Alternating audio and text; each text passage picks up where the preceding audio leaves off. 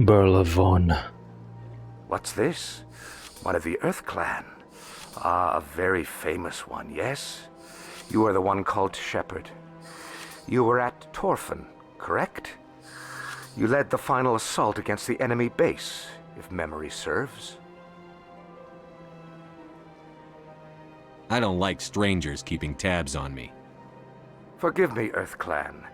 My name is Barlavon. My job makes it necessary for me to keep informed. I am a financial advisor to many important clients here on the Citadel. When someone as important as yourself arrives on the station, I take notice. Tell me more about your job. Galactic finance is incredibly complex. A mix of laws and regulations from dozens of interstellar economies. I'm an expert in how all these economies interact. For a fee, I share my expertise. I also offer premium services for those clients who need someone to conduct business without drawing unwanted attention. Discreet and efficient. That's my motto.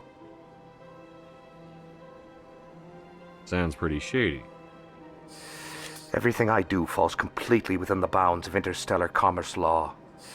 Even so, many of my clients would prefer their transactions remain undisclosed. For example, suppose a Hanar ambassador was petitioning the council to reduce tariffs on Hanar goods. How would it look if he had money invested in a Hanar exporting company? Even if his true motives were to help his people, he would be accused of advancing the petition for his own personal gain.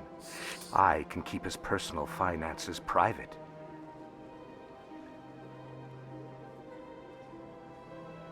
Still sounds shady to me. Then we can only hope he will never be cursed with a large enough fortune to require my services. AKA, you are a poor fuck. What's it like living here on the Citadel? The station is without a doubt the greatest wonder in the galaxy.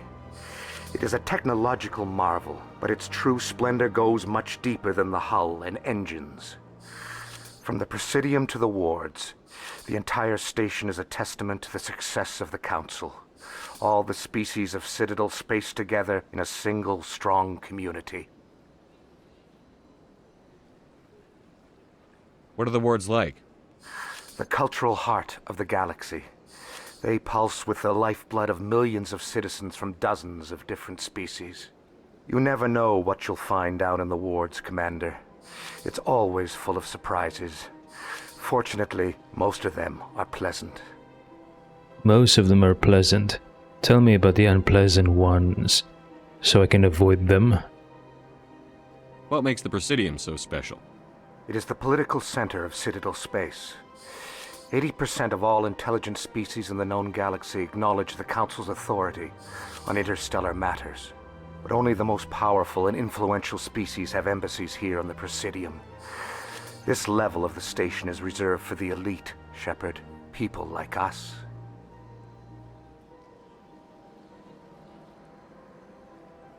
Elite. Like us, you mean like humans and Volus? I have no opinion about that.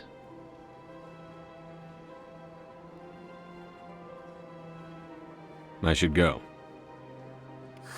Goodbye, Commander.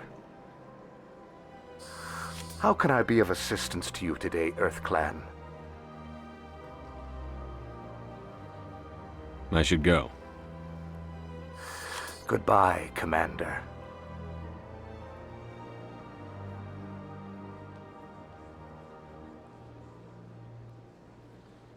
Goodbye, Commander. All right.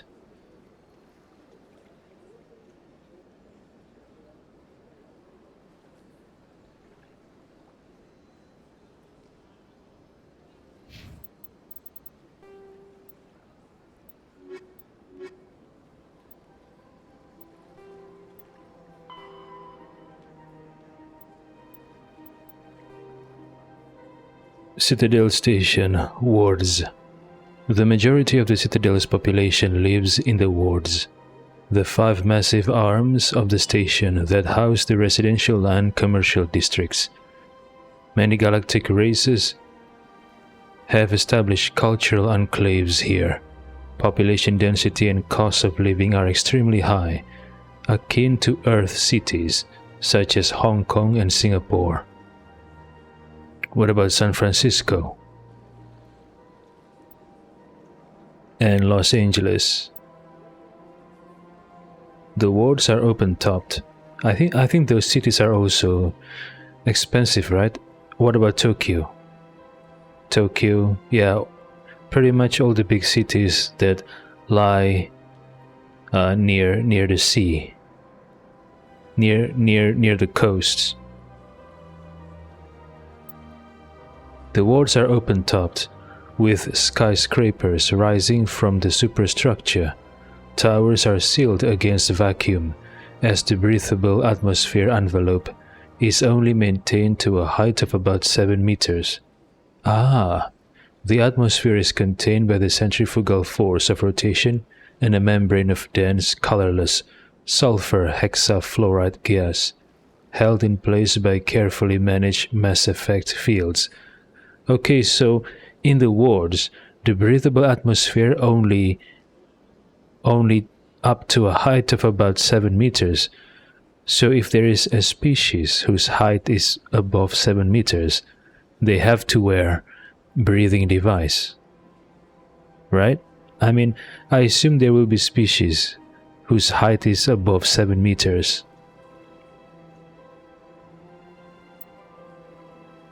The view from the wards is spectacular. In the background, stars Serpent Nebula and the nearby blue giant called the Widow move across the sky as the station rotates to stabilize itself. In the foreground, the lights of buildings and vehicles on the opposing ward arms perpetually shine. The Citadel has no real day or night, while the station keeps to standard galactic time for political functions. Businesses rarely close, and residents acclimate to sleep and work according to personal need, rather than a day-night cycle. Interesting. Additions and modifications are constantly being constructed, though they must stay within certain specifications that will not compromise the operation of the station. Occasionally, the keepers will descend on an area of the wards and move or change the architecture without explanation. Residents have learned to live with these inexplicable intrusions.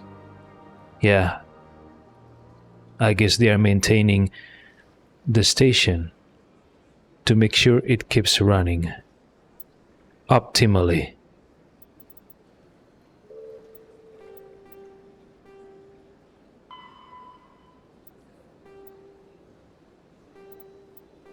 Credits or creds. The standard credit was established by the Citadel's Unified Banking Act as the currency of interstellar trade. The credit has a managed floating exchange rate, calculated in real time by the central bank to maintain the average value of all participating currencies. Some regional currencies are worth more than a credit, and some less. Hard currency can be stolen or counterfeited, so electronic fund transfers are the norm. More importantly, physical transactions cannot be easily tracked, making them ideal for tax evasion or the purchase of illegal goods. When the Alliance joined the Citadel, its various national treasuries were linked into the credit network. A human with a bank account of Mexican pesos, Japanese yen, or Indian rupees can purchase any item priced in credits at fair market value. All economies that participate in the credit network are required to price items in both local currency and credits. Interesting.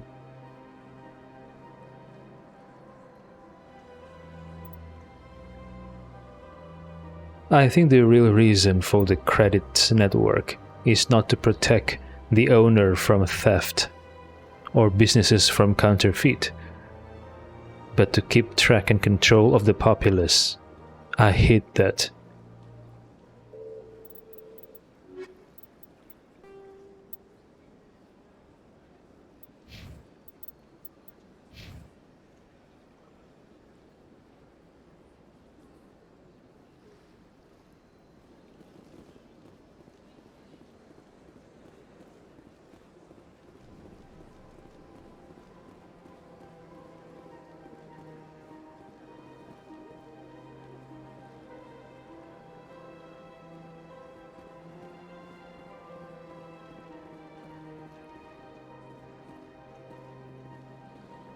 Emporium shopkeeper. Who the heck is that? Emporium shopkeeper.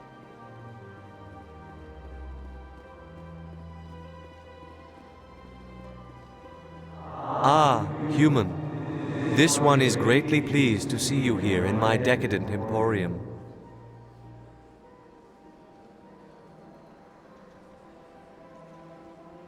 Decadent? What does it mean by decadent? Who are you? This one's face name is Delaninder, though many in this place simply refer to it as Delan. Please take time to examine the fine goods it has for purchase, all of great worth. Why do you refer to yourself as this one and it? For the same reason that humans are so inquisitive. It is part of our culture. Specifically, Hanar only refer to themselves in the first person with family or intimates. And we rarely do so with other species. It is just our way. What exactly do you sell? Only the finest and most luxurious items that credits can buy. This one is able to procure almost any item the human would desire, for a price, naturally.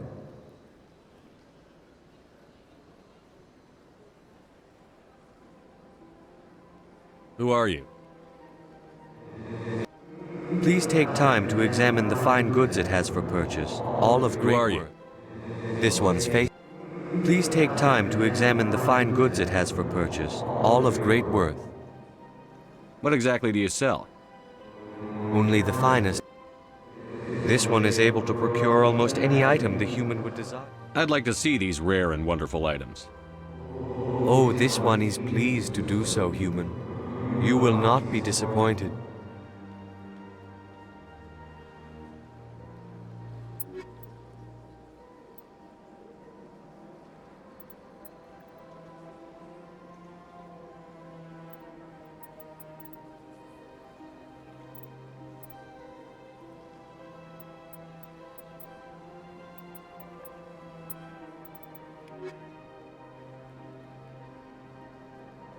Commander, it is good to see you again. Would you care to see some of its fantastic items today? I think I'll be going. Return soon. This one receives new shipments regularly.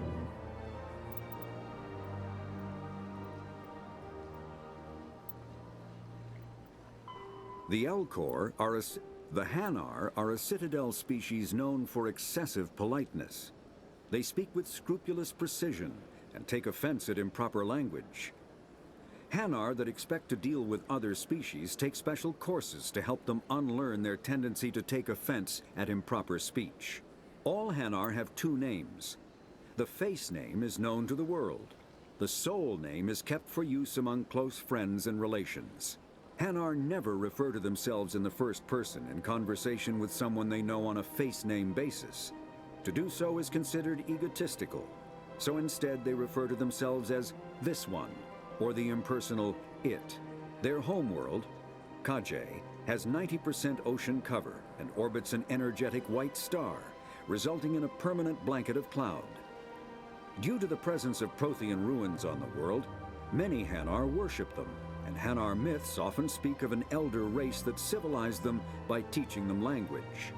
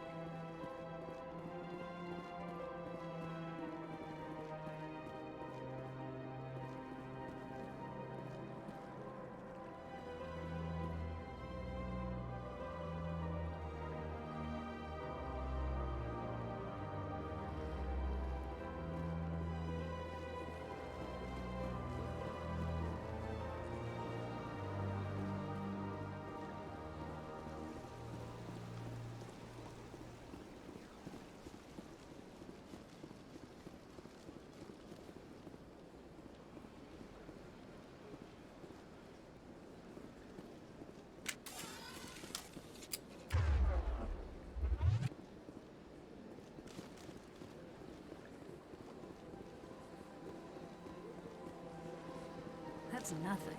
I've had my office rearranged 5 times now. 5 times? But why? What do they want? How should I know? It's not like Keepers offer an explanation for what they're doing. And yet, everyone just lets them go on doing whatever it is they do. What choice do we have? If you try to stop them, they just shut down and another one replaces it. Just strange that we know so little about them. Not to mention frustrating.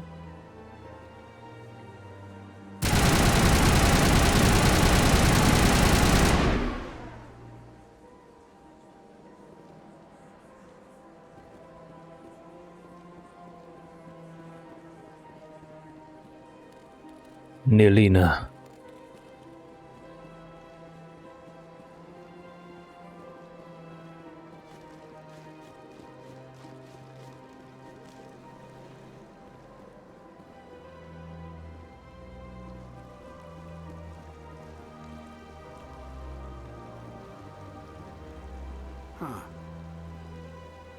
If you're gonna make a Krogan statue, you might as well make it big, right? Krogan. Hard to believe the Krogan were once seen as the saviors of the galaxy. I can't tell the aliens from the animals. Sure is peaceful here.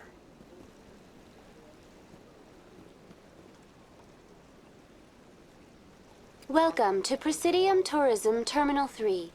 Here in the financial district, a number of businesses offer various goods and services to their exclusive clientele. The statue you see before you was commissioned to honor the Krogan soldiers who gave their lives to protect Citadel space during the Rachni Wars. In the aftermath of the Krogan rebellions, several embassies petitioned to have the statue removed. However, this motion was eventually quashed by the Council. Why did the Council fight so hard to keep the statue? The Krogan were instrumental in saving the galaxy from the Rachni threat. The Council believed this historical fact should not be forgotten.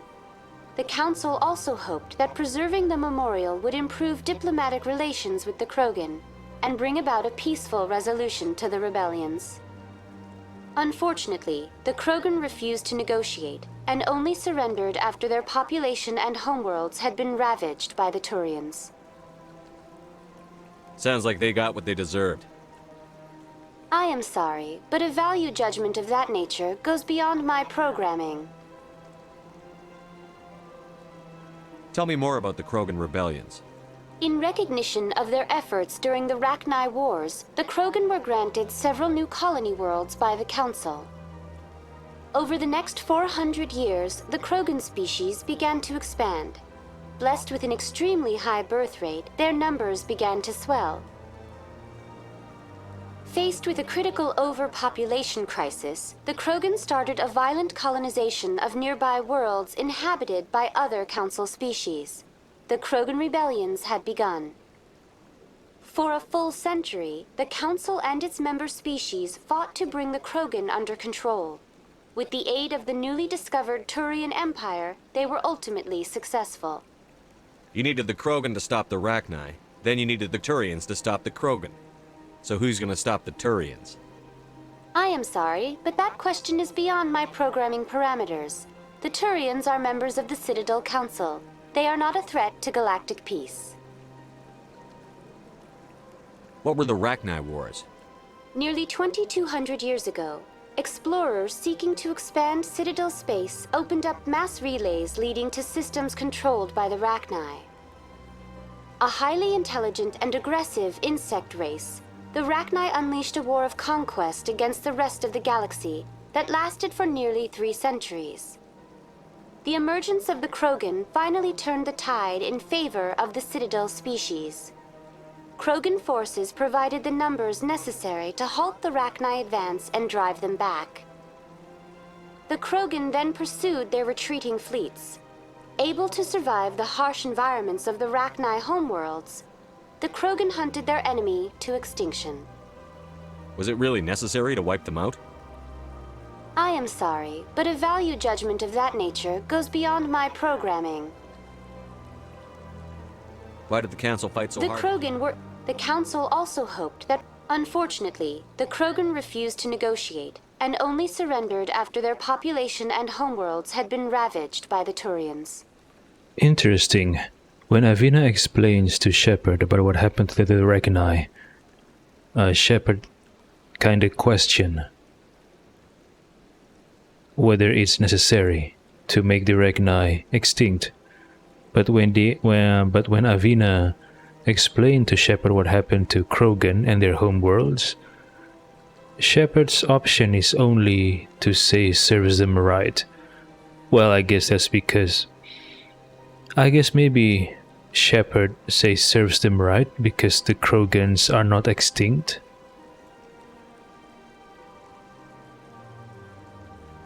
But Avina says their population and homeworlds had been ravaged by the Turians. Even if the Krogans are not extinct, this implies that they suffer heavy population losses. And homeworlds too. But Shepard's only response that I can choose is to say serves them right, while the Rachni, the only option is to question the extinction. Interesting. Like I said, maybe Shepard draws a line between extinction and not. But Avina, the way she speaks about what happened to the Krogan, implies heavy losses in the population and homeworlds.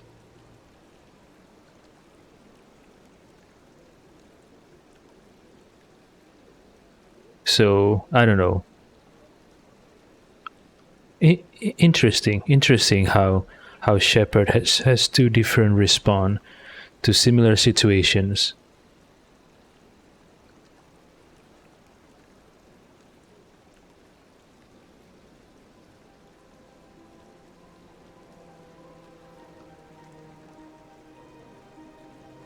Is this the developer's way to show Shepard's opinion about the Krogan and the Rachni?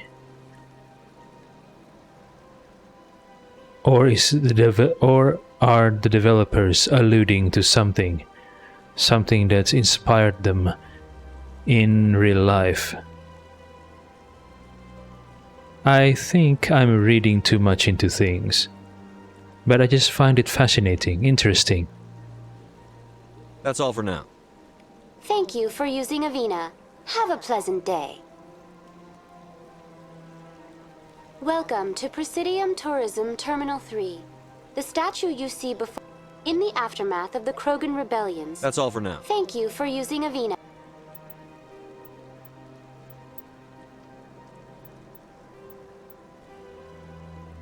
50,000 years.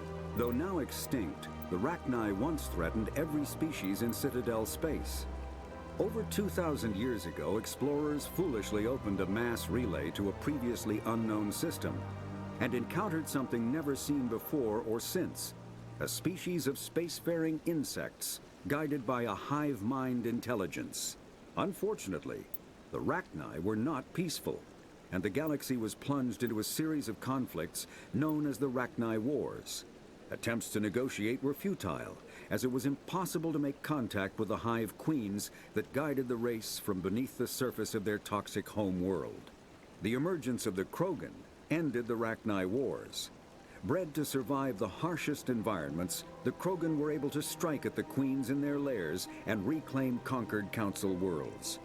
But when Krogan fleets pressed them back to their homeworld, the Rachni refused to surrender, and the Krogan eradicated them from the galaxy.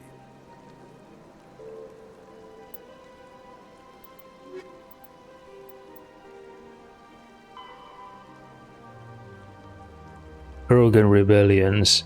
After the Rachni War, the quick-breeding Krogan expanded at the expense of their neighbors. Warlords leveraged their veteran soldiers to seize living space while the Council races were still grateful. Over centuries, the Krogan conquered world after world. There was always just one more needed. When the Council finally demanded withdrawal from the Asari colony of Lucia, Krogan Overlord Kredak storm off the Citadel, daring the Council to take their worlds back. But the Council had taken precautions. The finest STG operators and Asari huntresses had been drafted into a covert observation force, the Office of Special Tactics and Reconnaissance. The Spectres opened the war with crippling strategic strikes. Krogan planets went dark as computer viruses flooded the extranet. Sabotage antimatter refineries disappeared in blue-white annihilation. Headquarters stations shattered into orbit, clogging debris, rammed by pre-placed suicide freighters. Still, this only delayed the inevitable. The war would have been lost if not for first contact with the Turians, who responded to Krogan threats with a prompt declaration of war.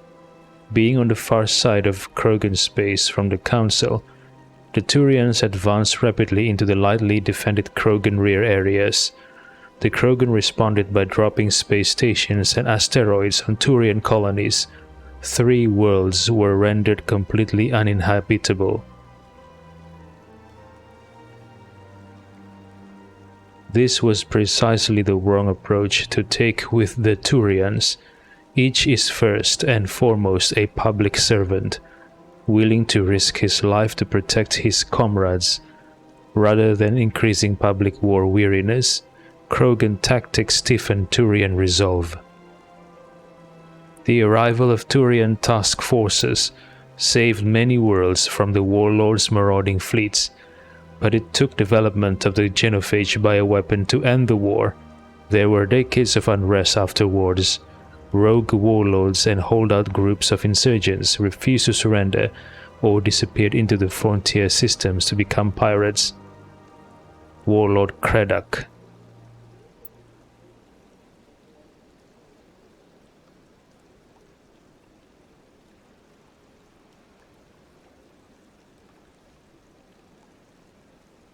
Wait, Kredak is an overlord, not a warlord.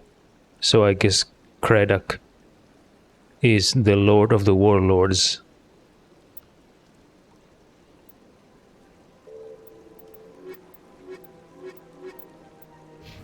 Have a pleasant day.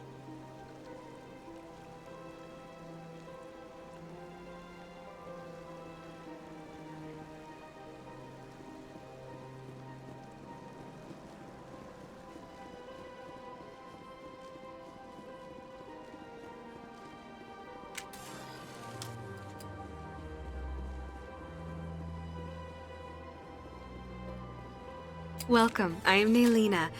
I don't recognize you as one of our expected clients today.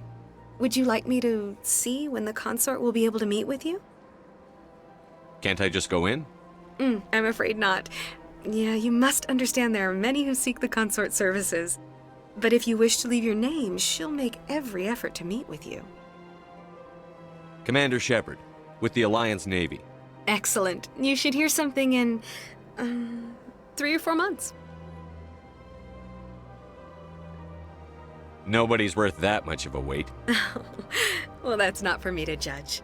I have your name and you'll be contacted. Is there anything else? What do you do here, Naylina? I'm one of the consort's acolytes. Many of the people here today will not see the consort, but they expect to be attended to just the same.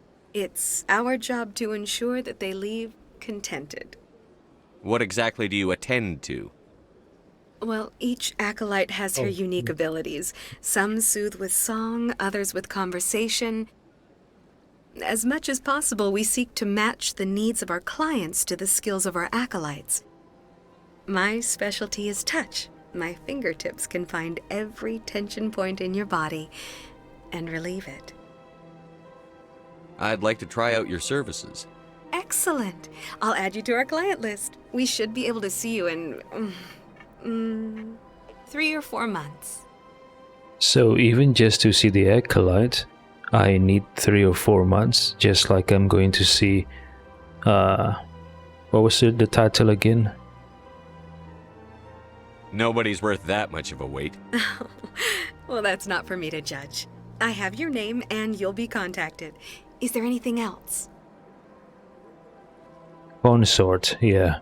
So to see both the consort and the acolyte, I need to wait 3 or 4 months. I thought Nelina says the acolyte attends to clients who can't see the consort right now. So why do I need to wait 3 or 4 months for an acolyte? I don't understand. What is the consort? What does she do? It's difficult to explain. She's many things to many people and something different for each. Some seek her for advice, some for entertainment, others still for pleasure. Most of the time, our clients won't realize what they were seeking until after she has provided it for them. You make her sound like some kind of oracle. No, not in the usual sense. She's merely a woman with remarkable compassion and a generous spirit. I suggest you make an appointment and see for yourself. Okay then, I'll try. I think I'm done here. Oh, well, I hope you'll return again in the future. We always enjoy seeing new clients. Nelina, Yes, Shaira? send the commander up to see me. I wish to speak with him. Yes, of course, mistress.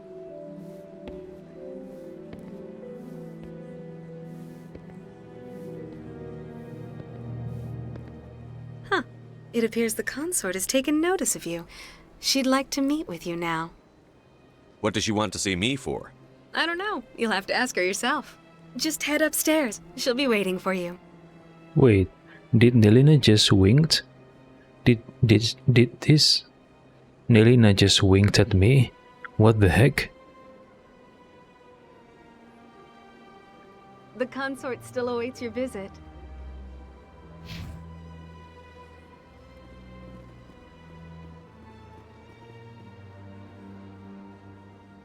Same uniform. I guess the acolyte's uniform.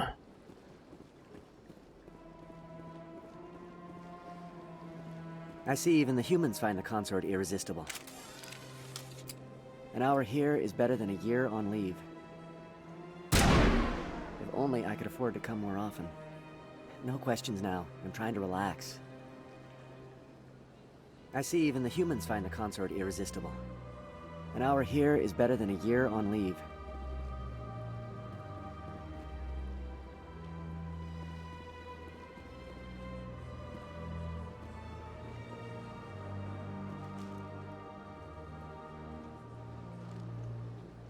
This is my first time.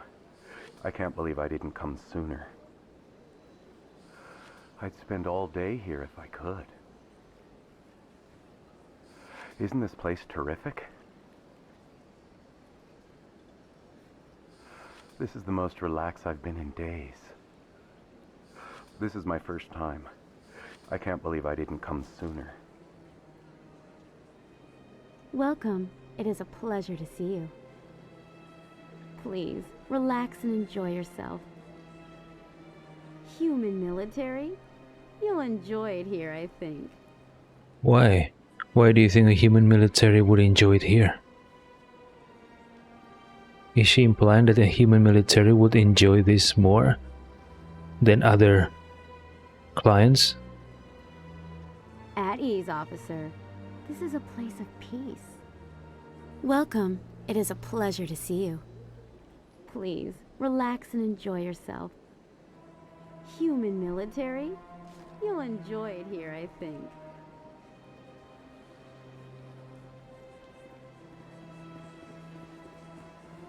Human? A human acolyte? You're with the Alliance? My brother's a private back on Earth. The consort is a wonderful person. She has quite a gift. You're with the Alliance? My brother's a private back on Earth.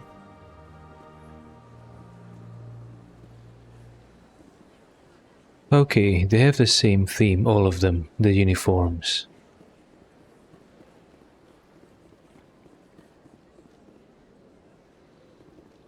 The color scheme is the same, even though the design is different. Is this guy also an acolyte? And a human female. Huh. You have alien fever, huh, human female?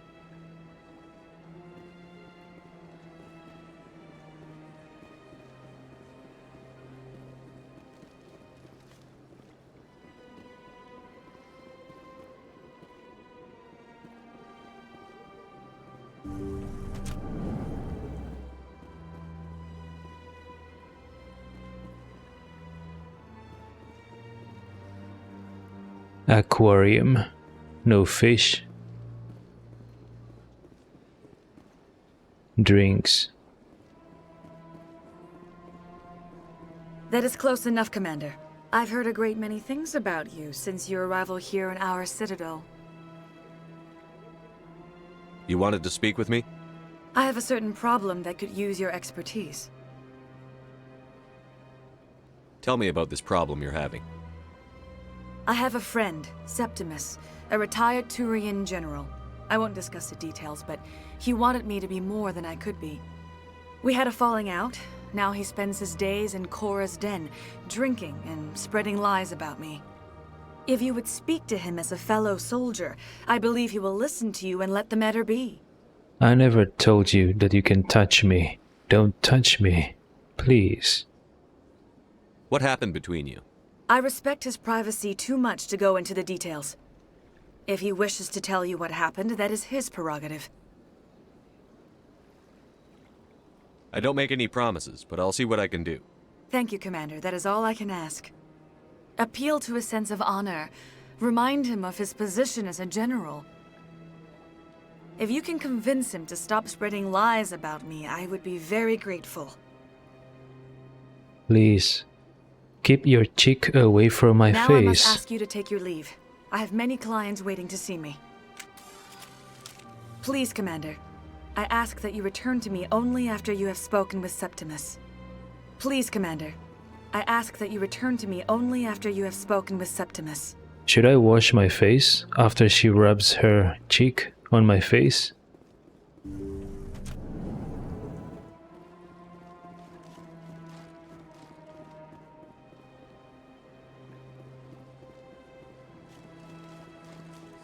I have to admit I'm a little nervous.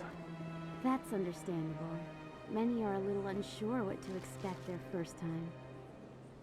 Don't get me wrong. I've only heard good things about the consort. It's just... The unknown forces us out of our comfort zone. It forces us to be vulnerable. Exactly. That's just what I was thinking. Good. Then we are ready to begin. At ease, officer. I'd spend all day here if I could.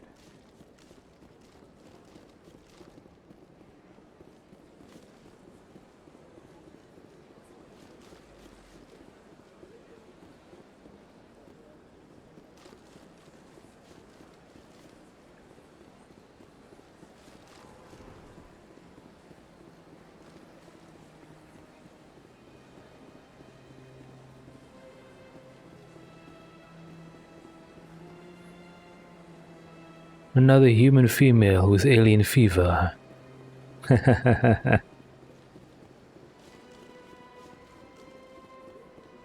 Okay, back here.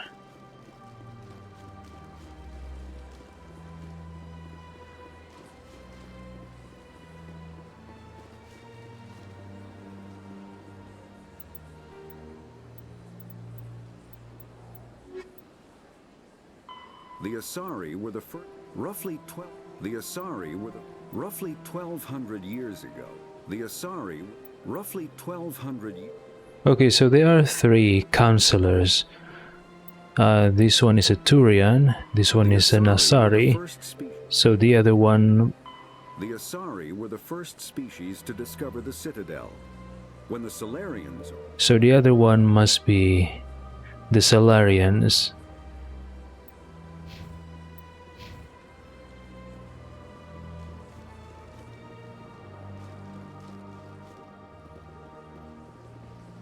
Okay, I just noticed this human female is also with the same alien type, like the ones inside this place. Another human female with an alien, a Salarian. Alien fever, or is it Salarian fever? Okay, where to now? Oh yeah, Citadel Tower, right?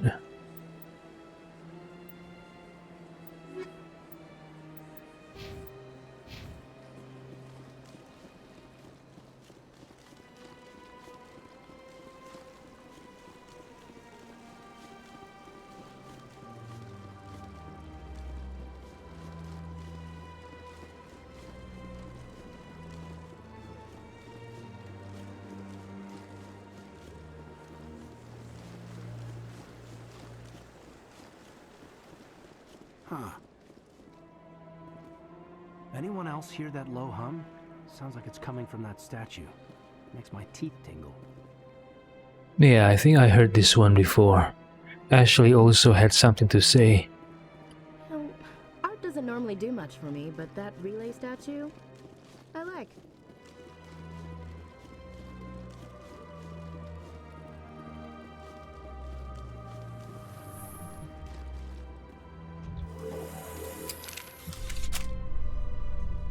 The council isn't gonna ask me any questions, are they? I doubt it. We've made our reports. Now we just have to trust Ambassador Udina. No, we don't, sir. Why? Why does Ashley not trusting Ambassador Udina? Is there something I don't know?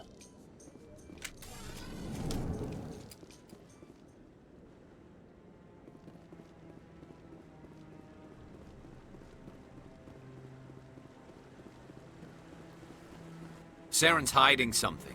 Give me more time. Stall them. Stall the council? Don't be ridiculous. Your investigation is over, Garrus.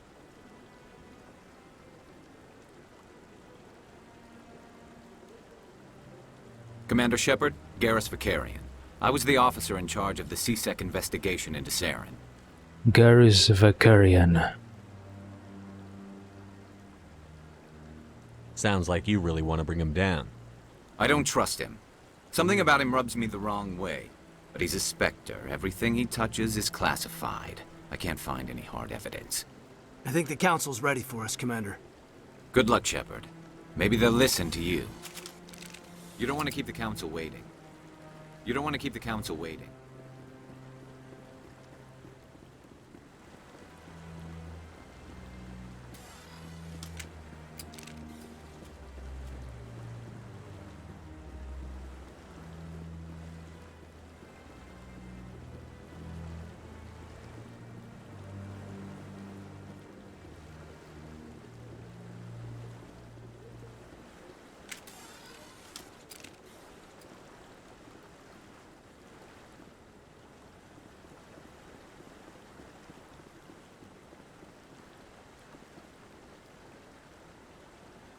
Are these natural color on her head? Or was it painted?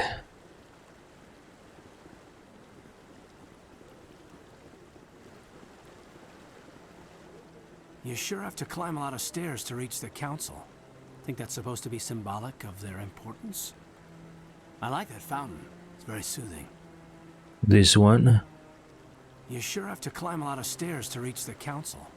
Think that's supposed to be symbolic of their importance? I bet all these staircases aren't just for show. They make for good defensive positions if this place is ever attacked. What are those, cherry trees?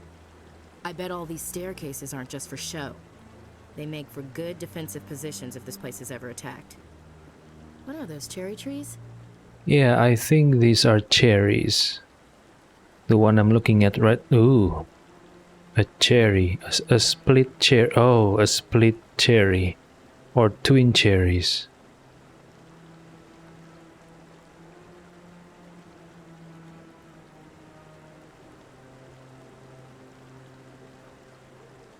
Ah, awesome cherries. I'd like to take a bite.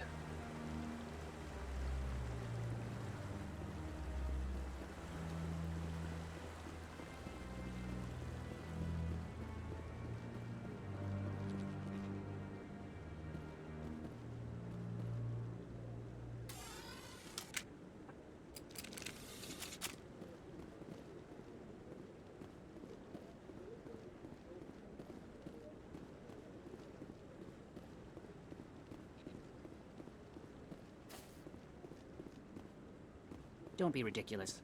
The Volus won't be joining the Council for years. I'm not so sure. The humans are making a strong push, and you can bet the Volus will be right on their coattails if they succeed. Allowing the humans to join us is a sound strategic move. But the Volus? No. The Hanar are likely to be next, then the Elcor. You may be right, though the Hanar need to lighten up a bit first. You just don't like them because you have trouble understanding them.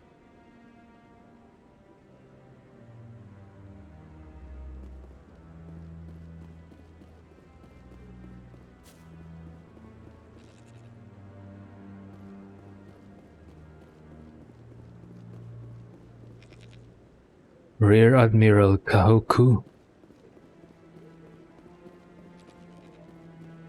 No, I'm waiting to speak with one of the Councilor's assistants.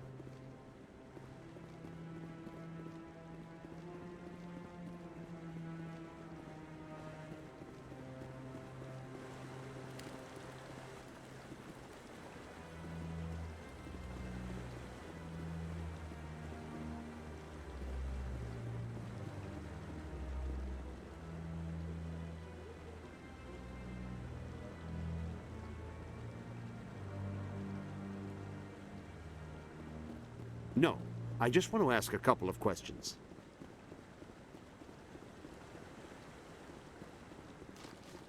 No, I haven't spoken to him before. This is the first time I've requested an audience.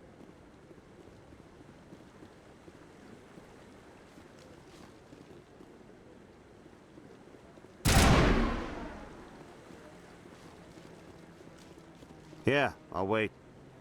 Doesn't seem like I have much choice.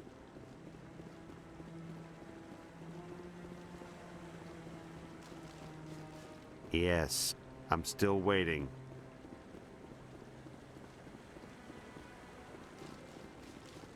No, I'm waiting to speak with one of the Councilor's assistants. Commander? He knows who I am. Commander?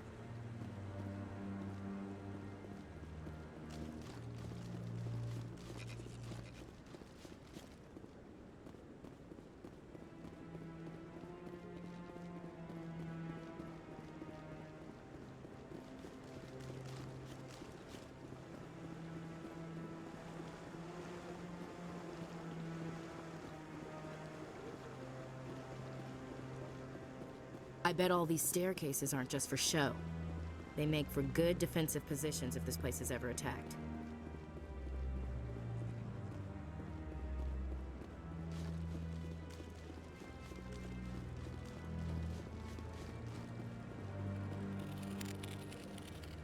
I can't go. My path is blocked.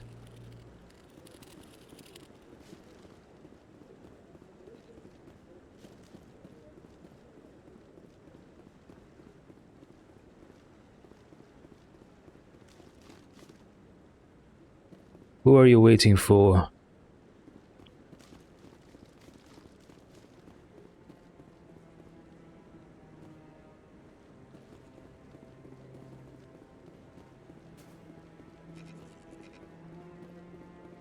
This guy's sleeping.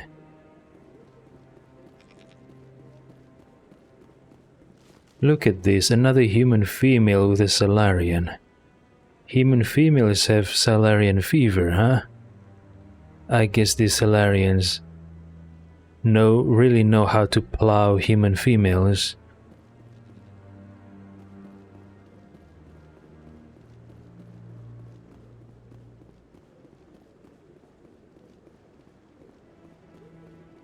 The hearing's already started. Come on.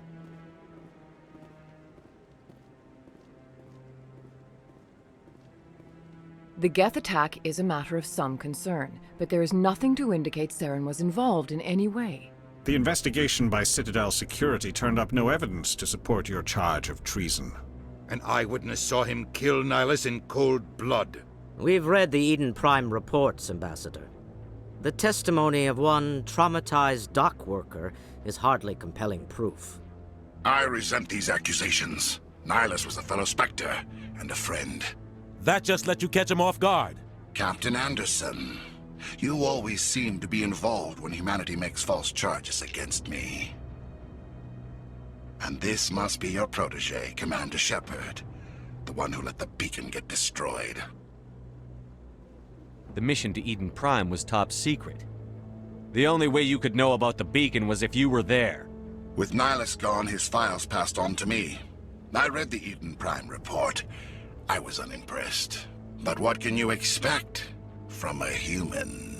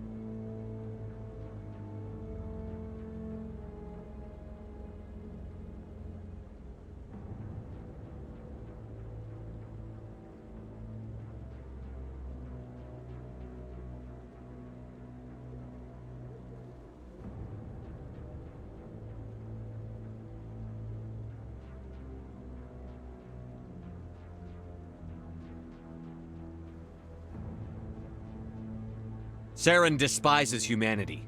That's why he attacked Eden Prime. Your species needs to learn its place, Shepard. You're not ready to join the Council. You're not even ready to join the Spectres.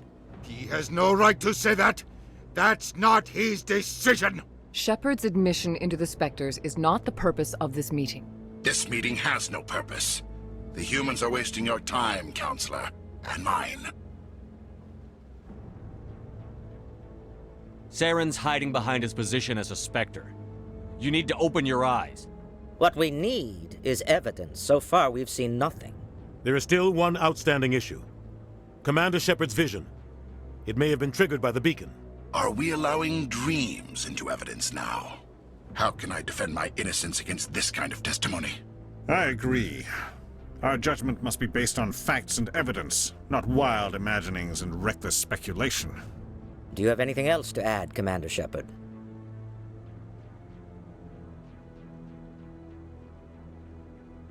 You've made your decision.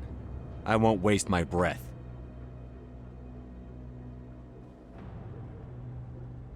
The Council has found no evidence of any connection between Saren and the Geth. Ambassador, your petition to have him disbarred from the Spectres is denied. I'm glad to see justice was served. This meeting is adjourned.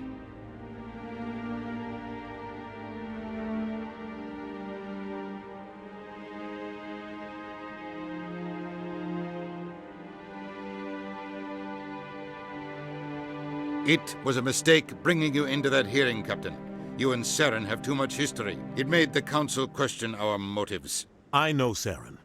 He's working with the Geth for one reason. To exterminate the entire human race. Every colony we have is at risk. Every world we control is in danger. Even Earth isn't safe. Tell me about this history between you and Saren. I worked with him on a mission a long time ago. Things went bad. Real bad. We shouldn't talk about this here. But I know what he's like. And he has to be stopped. What's our next step?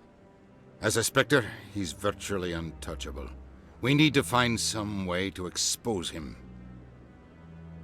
What about Garrus, that CSEC investigator? We saw him arguing with the Executor. That's right. He was asking for more time to finish his report. Seems like he was close to finding something on Saren. Any idea where we could find him? I have a contact in CSEC who can help us track Garrus down. His name is Harkin. Forget it. They suspended Harkin last month, drinking on the job. I won't waste my time with that loser. You won't have to. I don't want the Council using your past history with Saren as an excuse to ignore anything we turn up. Shepard will handle this. You can't just cut Captain Anderson out of this investigation. The ambassador's right. I need to step aside. I need to take care of some business. Captain, meet me in my office later. Harkin's probably getting drunk at Cora's Den. It's a dingy little club in the lower section of the wards. Maybe there's another way to find evidence against Saren. You should talk to Barla Vaughn over in the financial district. Rumor has it he's an agent for the Shadow Broker. The Shadow Broker? An information dealer. Buys and sells secrets to the highest bidder. I've heard Barla Vaughn's one of the top representatives. He might know something about Saren, but his information won't come cheap. You and Saren have a history. What happened? About 20 years ago, I was part of a mission in the Skillian Verge. I was working with Saren to find and remove a known terrorist threat. Saren eliminated his target, but a lot of people died along the way, innocent people. And the official records just covered it all up. But I saw how he operates. No conscience, no hesitation. He'd kill 1,000 innocent civilians to end a war without a second thought. Killing innocents doesn't end wars, it causes them. I know how the world works, Commander. Sometimes you're forced to make unpleasant decisions, but only if there's no other way. Saren doesn't even look for another option. He's twisted, broken. He likes the violence, the killing. And he knows how to cover his tracks. Sometimes 1,000 people must die so 1,000,000 can live. But only if there's no other way. Saren doesn't even look for another option. Killing innocents I doesn't know end. how the world, but only if there's no other way. Saren doesn't even look for another option. He's twisted, broken. You don't think much of Harkin. The guy joined CSEC about 20 years ago. He's been an embarrassment to our species ever since. Roughing up suspects in custody, bribery accusations, alcohol and drug use. The embassy used to step in when he got in trouble. But I guess enough was enough. The guy's a scumbag. He should have been cut loose a long time ago. He was one of the first human CSEC officers. Guess it would have looked bad if he got fired. A lot of backroom deals were worked out over the years to keep him on the force. Politics is a dirty business sometimes, but it looks like his time's run out. We've got enough humans in CSEC now to stop protecting him. I thought this embassy was supposed to help humans. Harkin may be human, but he's also an ass. He's had more than his share of chances. If the embassy wasn't protecting him, he would have been fired 15 years ago. CSEC is better off without him. The guy's a scumbag. He was one of a lot of back, but it looks like his time's run out. We've got enough humans in CSEC now to stop protecting him. Our ambassador doesn't seem to get along with the council. He's just frustrated. The council's always preaching that we need to be part of the galactic community. But for them, it's a one-way street. They want us to expand and settle unstable regions like the Skillian Verge and the Attican Traverse. But when we run into trouble, they don't want to help us out.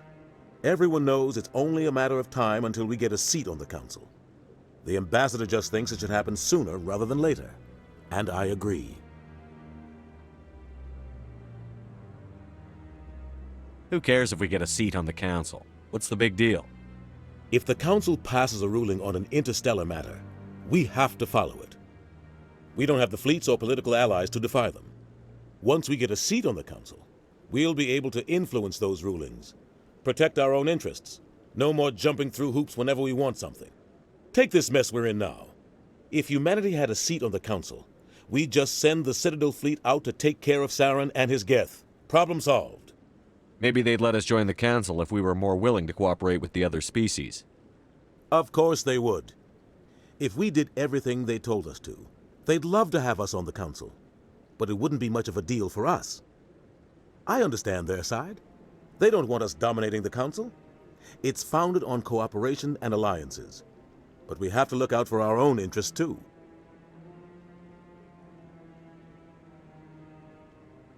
I want to know more about the Spectres. They're not your typical government agency. They tend to work alone, behind the scenes. They take care of problems the Council can't. It's not easy preserving peace across an entire galaxy. The Council prefers to use diplomacy and negotiation. But sometimes more extreme measures are needed.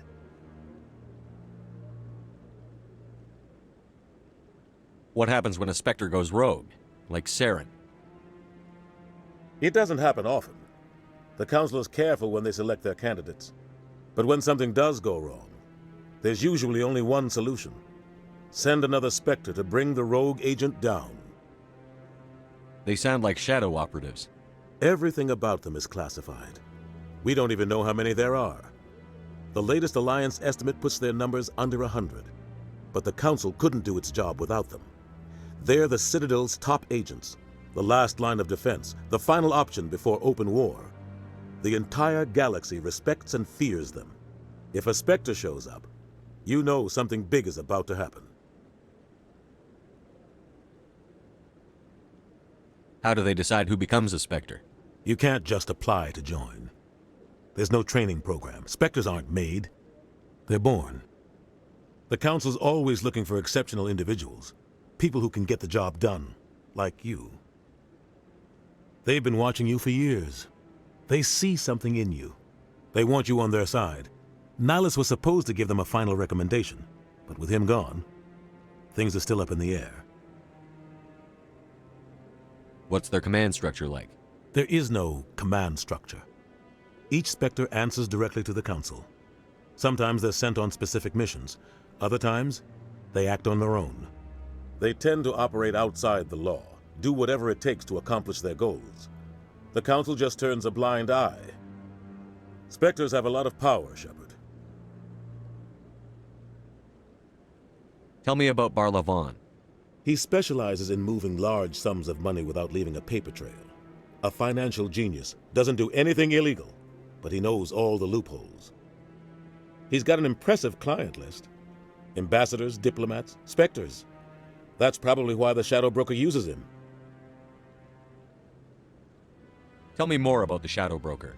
He's a necessary evil of galactic politics. Buying and selling information is a part of the game, and the Shadow Broker just happens to be the best player on the field. Always sells to the highest bidder. Doesn't get involved in politics, doesn't pick sides. A simple system, but it works. He's not a threat to anyone, not directly. He's just a resource we can use, or she is. Or maybe they are. Nobody really knows. I should go. Good luck, Shepard. I'll be over in the ambassador's office if you need anything else.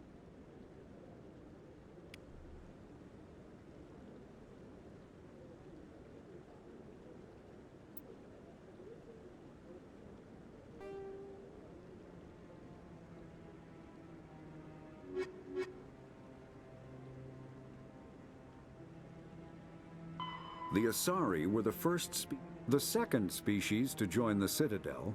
The Solarians are warm-blooded amphibians with a hyperactive metabolism. Solarians think fast, talk fast, and move fast. To Solarians, other species seem sluggish and dull-witted. Unfortunately, their metabolic speed leaves them with a relatively short lifespan. Solarians over the age of 40 are a rarity. The Solarians were responsible for advancing the development of the primitive Krogan species to use as soldiers during the Rachni Wars. They were also behind the creation of the genophage bioweapon the Turians used to quell the Krogan rebellions several centuries later. Solarians are known for their observational capability and non-linear thinking. This manifests as an aptitude for research and espionage. They are constantly experimenting and inventing, and it is generally accepted that they always know more than they are letting on. Solarians over the age of 40 are a rarity.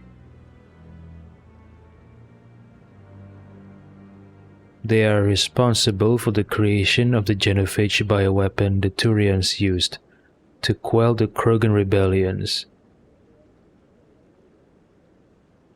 Were responsible for advancing the development of the primitive Krogan species to use as soldiers during the Rachni Wars.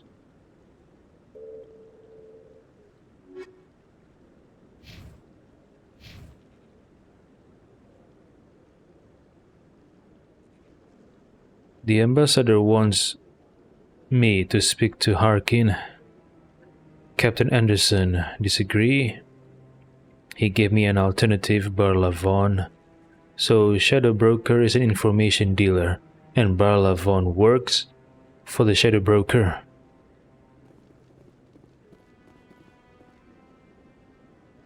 So, my meeting with the council was witnessed by these guys? On the second floor, how can I reach there? Ah, garden.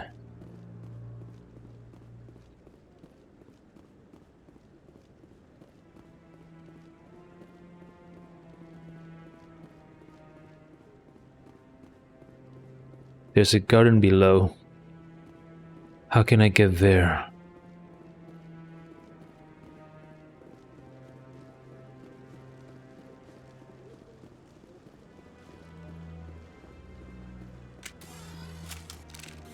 Huh. You sure have to climb a lot of stairs to reach the council. Think that's supposed to be symbolic of their importance?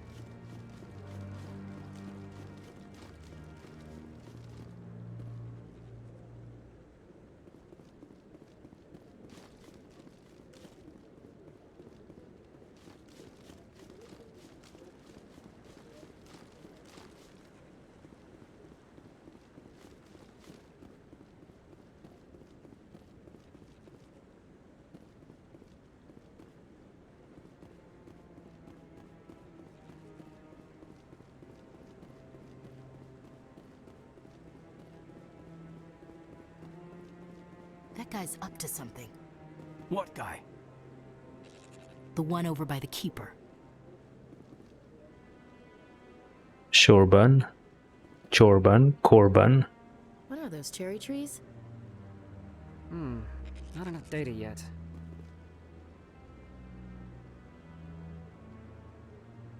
Not enough data, what are you on about? What? Oh, no, I wasn't. Never mind.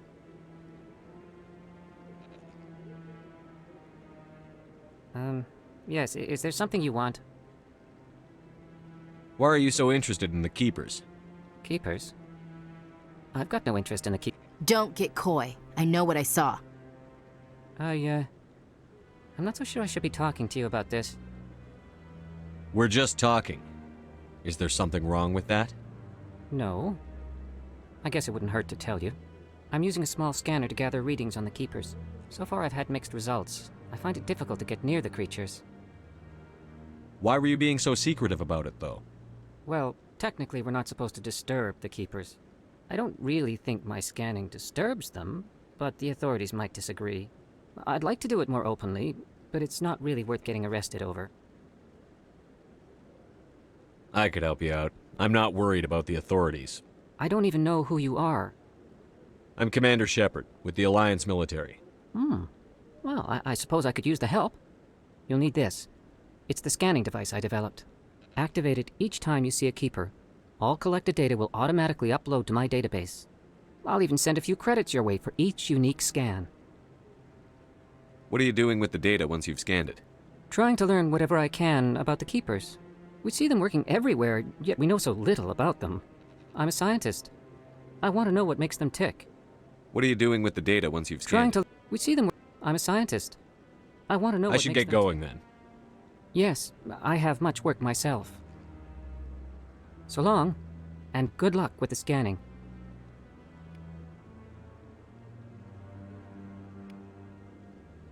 The Keeper scan has been uploaded to the database.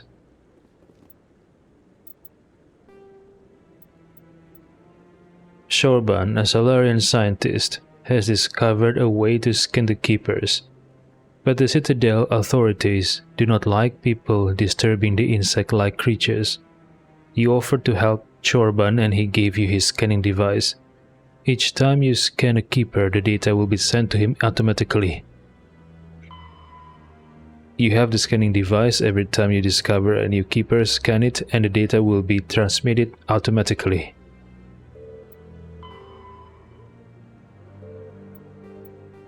The Asari consort Shaira has asked you to speak to General Septimus. She is concerned that this former client is spreading false accusations and could damage her reputation. The General is at Korra's den in the lower wards. Ask him to stop spreading rumors about the consort.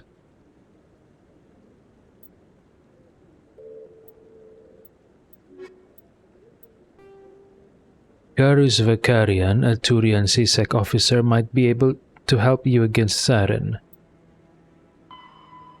Go to Kora's den in the lower wards and speak with Harkin, a CSEC agent who might know where Garus can be found.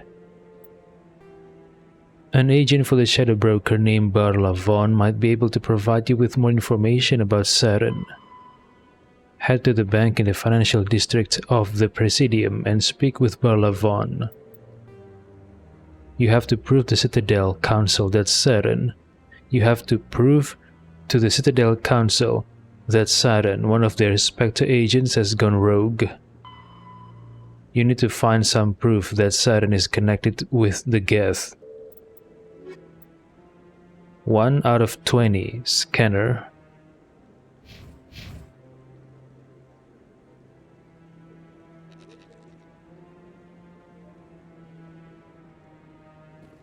There's one up here.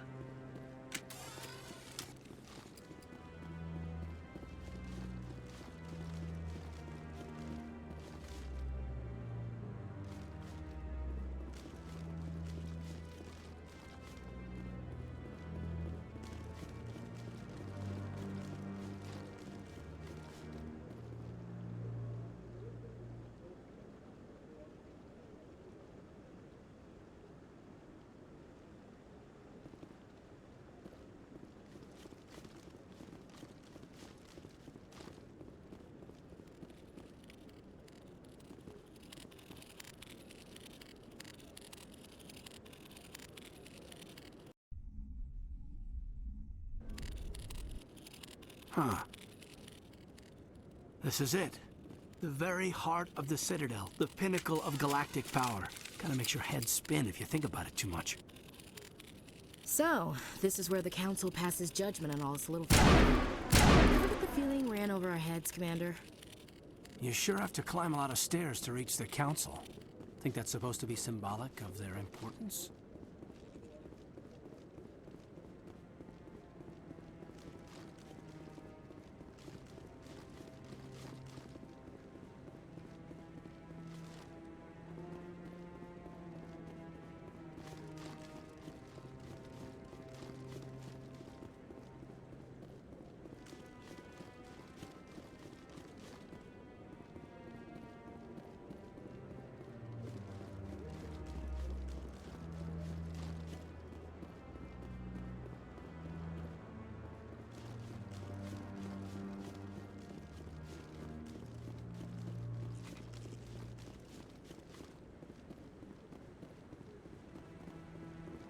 No, I'm waiting to speak with one of the Councilor's assistants.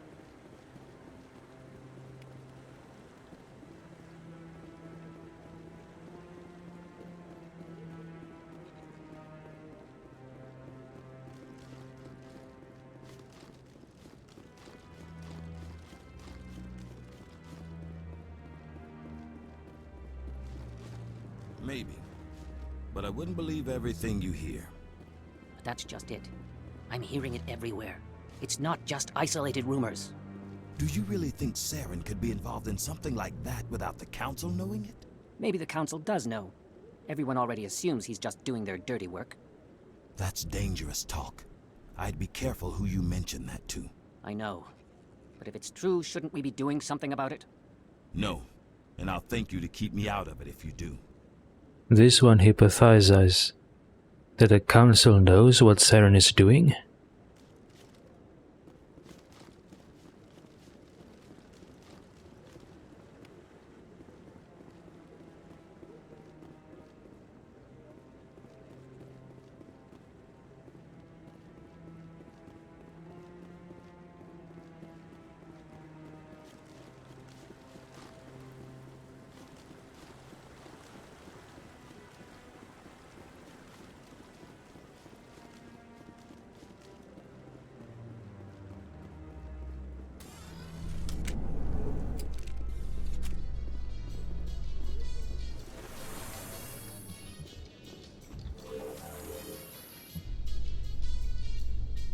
I can't believe the Council ignored all the evidence against Saren. Saren's one of their best operatives. It's only natural they take his word over ours. Oh, So now we just chase leads while this smug Turian runs around with his Geth troopers. That's politics, Chief. I hate politics.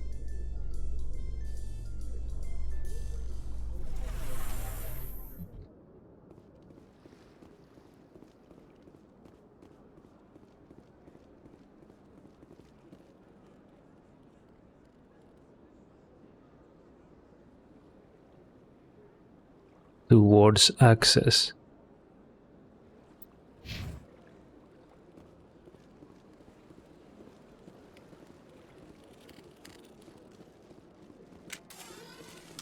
Please do not disturb the keepers. I'm sorry.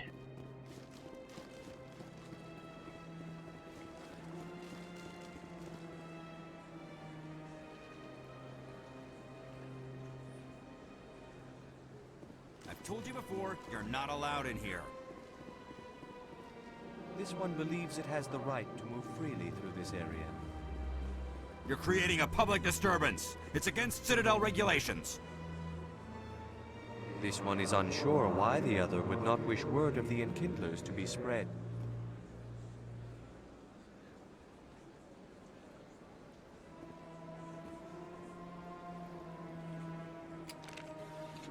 Do you desire to learn of the Enkindlers?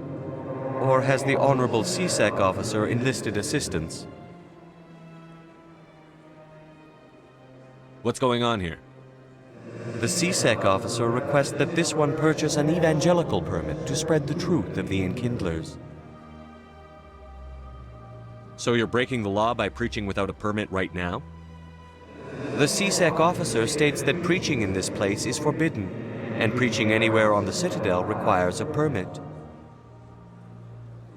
This one humbly submits that it is not preaching to state the truth of the Enkindlers, and thus no permit should be necessary. If that's all the CSEC officer wants, why not just buy the permit? The truth of the Enkindlers is universal. This one humbly believes that the truth should not be suppressed. Exacting payment as a means of imposing limits upon the truth is an abrogation of this one's religious freedom. Who are the Enkindlers? Your people know them as the Protheans. They are the true creators of this one's people. The Enkindlers raised the Hanar from ignorance into consciousness by granting this one's people the gift of speech.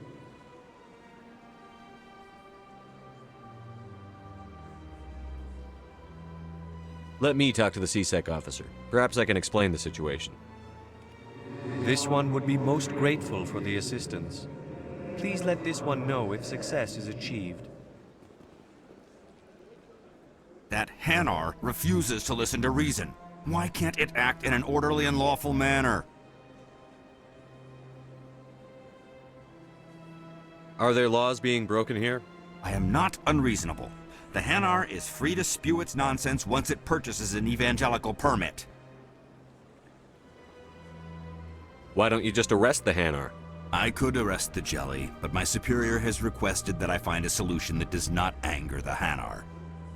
The Hanar become vocal when they feel their religious beliefs are being suppressed. So if the Hanar gets a permit, it's allowed to preach? No. Registered evangelicals must follow regulations. There are specific areas where preaching is legal. Failure to follow the regulations results in the forfeiture of the license.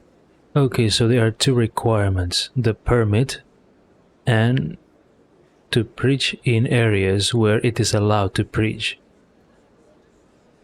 Okay, I see.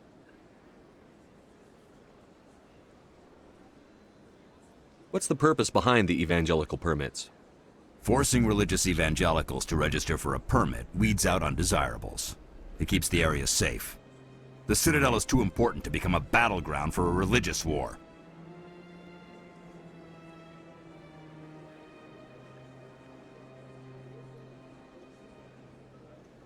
Okay, so even if the Hanar has a permit, he's not allowed to preach here, I think. So buying a permit is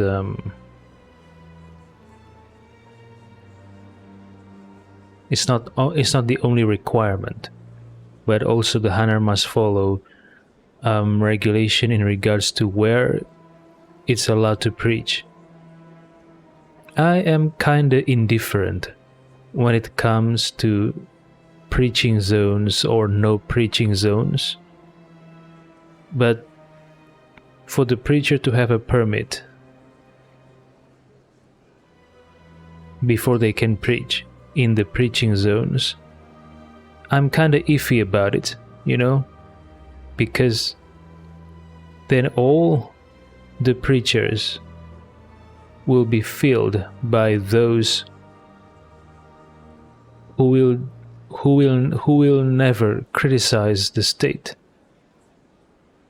They will become the state's ass kisser and bootlickers because they want to maintain their permit.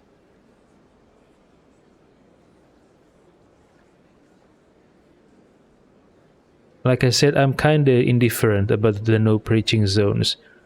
But when it comes to the permit, it's like the state's way of ensuring that all the preachers will kiss their ass and lick their boots. Because it can be used that way. What if a preacher criticized the state? The state that can just, the state that can, then the state can just revoke the license for whatever made up reason or valid reason, but only be used against the preacher if the preacher criticizes the state.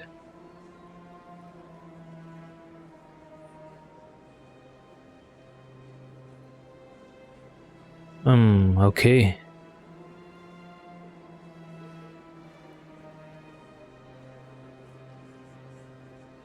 If you'd like, I could talk to the Hanar for you. I have argued with the stubborn jelly all afternoon. You are certainly welcome to try. Has the CSEC officer been assuaged? Is this really how you want to represent the Enkindlers? The truth of the Enkindlers must be made known. They gave the Hanar language and gave the universe the mass relays. This one only wishes to spread the truth to any who will listen. There is no intent to cause trouble. Could I buy your permit?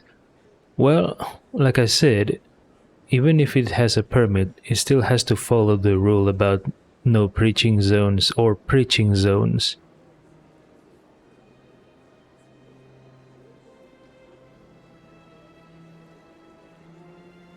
Is this how the Enkindlers would want you to use this gift of consciousness? The Enkindlers would wish for their message to be spread to all sentient races.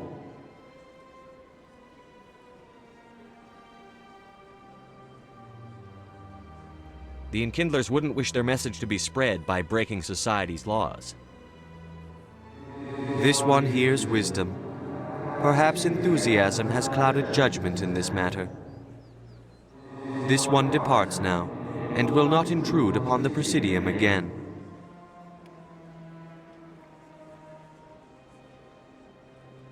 I see the Hanar is left. Thank you. Happy to help. Here, for your assistance in this matter. Now, if you'll excuse me, I should report to my superiors.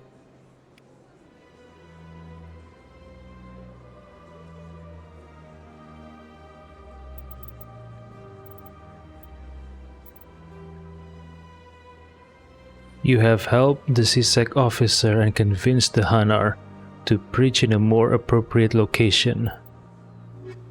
Okay, more appropriate location. But will he buy the permit? I'm not sure.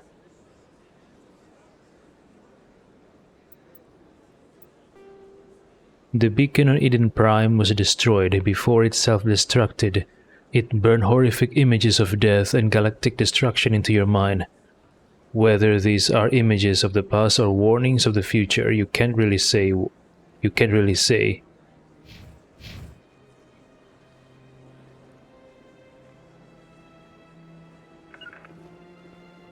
Form up!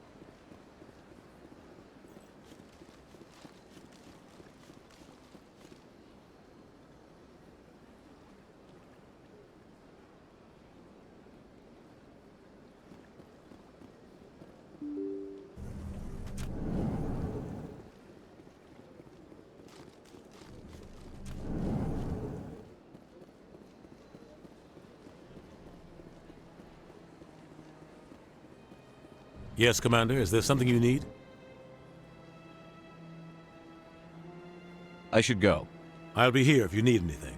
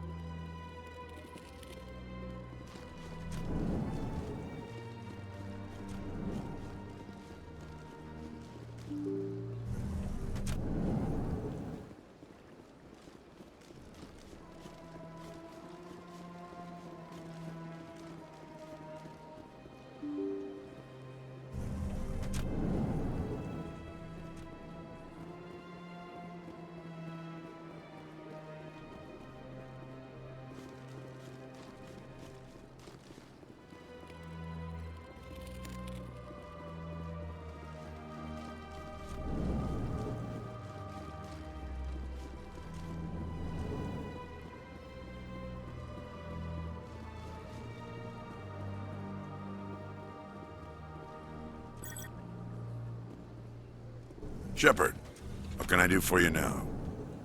I'll be going now. Goodbye, Commander.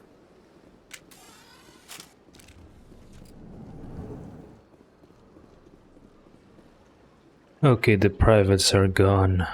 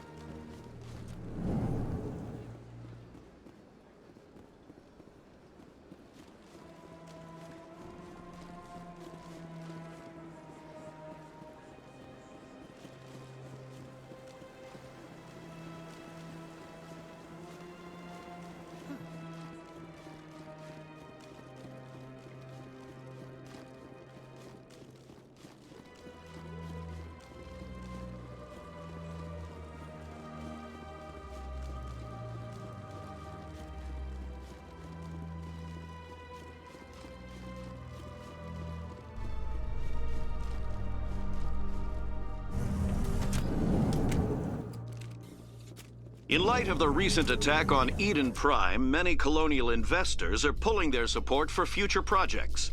Proponents of expanded human colonization insist that Eden Prime was an isolated case. Nevertheless, colonist enrollment has dropped sharply. Many colonial proposals are on hold until backers have some reassurance that human colonies will be adequately protected.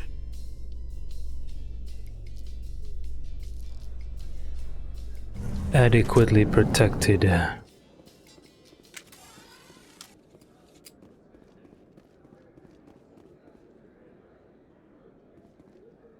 Is she angry? Do you really think we'll find him down here? He always stops in for a few games of Quasar before he makes his drop. Fist is gonna be pissed if we take down his supplier. That's the point. We want him angry. Angry people make mistakes. There's just something about Fist that makes me nervous. Good. He's a dangerous man. Now keep your eyes peeled for our mark. They're talking about someone named Fist and the supplier of Fist.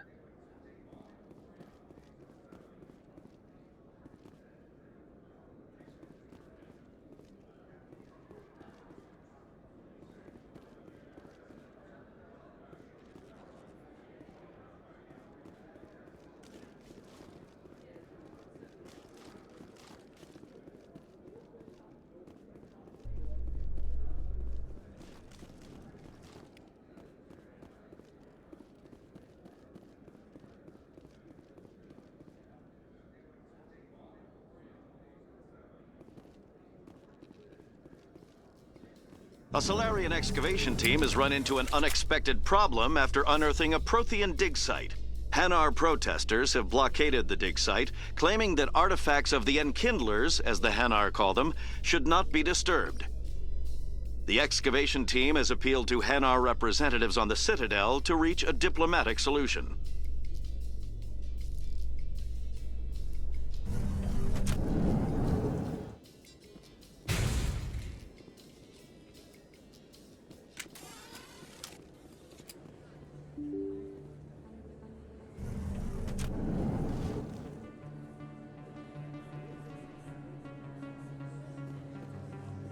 Scenic view.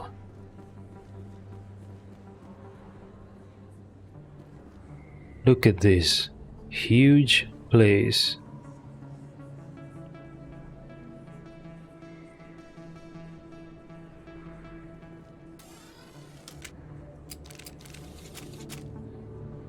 Flying cars, skyscrapers.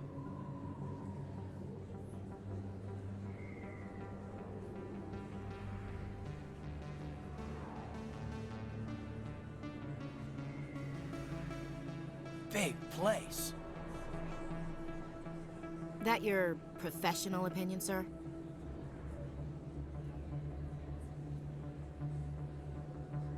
This isn't a station. It's a city. There must be millions here. It can't be possible to track everyone coming and going. This makes Jump Zero look like a porta-john, and it's the largest deep space station the Alliance has. Jump Zero is big, but this is a whole nother scale. Look at the ward arms. How do they keep all that mass from flying apart? The Council represents more races than I thought. No wonder they're careful with newcomers. They probably just want to keep everything running. It has to be hard keeping all these cultures working together. Or maybe they just don't like humans. Why not? We've got oceans, beautiful women, this emotion called love. According to the old vids, we have everything they want. If you expect to get me in a tinfoil miniskirt and thigh-high boots, I want dinner first. Sir. That will be enough, Chief. Wait, are you offering? As long as I buy you dinner? Interesting. At ease, Lieutenant. I can't see her in a skirt anyway. Damn straight you can't. Ready to move out, sir. Then why are you offering? You're a strange girl. A lot of traffic here. How fast do you think those cars are going? The flying cars? You think it's expensive to live here? You can keep the Presidium. This is where the action is. I see where the action is. For me, the action is down here. Look at those cheeks. Split cheeks. A lot of traffic here. How fast do you think those cars are going? You think it's expensive to live here? You can keep the Presidium. This is where the action is. A lot of traffic here. How fast do you think those cars are going? Too many lights, too much noise. Not really my kind of place, but there sure are some spectacular views here. Never been a real fan of crowds. Too many lights, too much noise. Emily Wong. Commander Shepard? Excuse me, Commander Shepard! She knows me. I'm Emily Wong. I'm an investigative journalist working here on the Citadel. Could I have a moment of your time? What do you need? I've been hunting for evidence of corruption and organized crime on the Citadel, but there are places I can't go. I was hoping you might share anything you find during your own investigation. I can make it worth your time. My own investigation? How do you know? I'm investigating. You've got to have access to better sources. Why contact me? I'm using every source I can find, but I think I've got a better shot with you. I read about the siege of Torfin, sending your men to their deaths, shooting slavers as they tried to surrender. I need someone who isn't afraid to get their hands dirty. Someone who'll do what needs to be done. That's you. To get their hands dirty and know what needs to be done? Or is it incompetence on Shepard's part? During the siege of Torfin, I wonder. How do you know that my investigation is going to uncover anything you need? You wouldn't be investigating if it weren't big. And if it's big, it's something I'd like to hear about. How do you know I'm investigating anything here on the Citadel? I'm a good journalist, Commander Shepard. Word gets around. No promises. But if I find anything relating to your case, I'll inform you. Thank you, Commander. You won't regret it.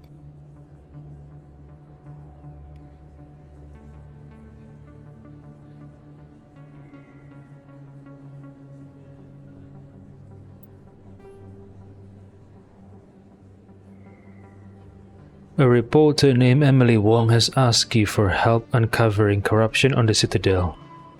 As you investigate the Citadel, be on the lookout for information that might help Miss Wong.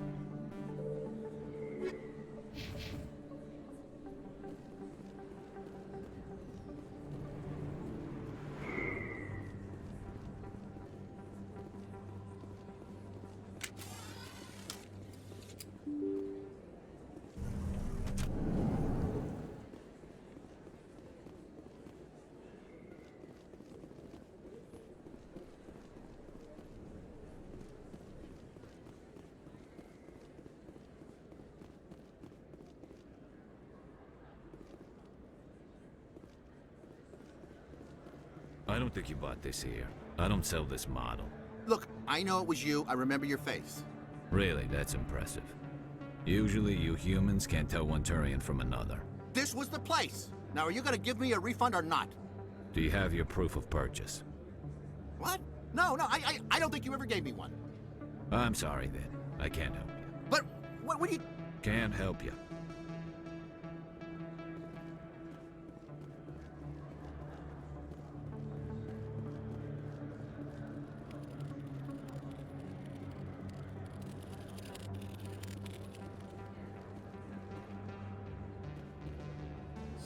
Best place on this ward to buy upgrades. Prices are pretty good here. Have you been to the Emporium up on the Presidium? Try the markets downstairs if you can't find what you're looking for. Best place on this ward to buy upgrades.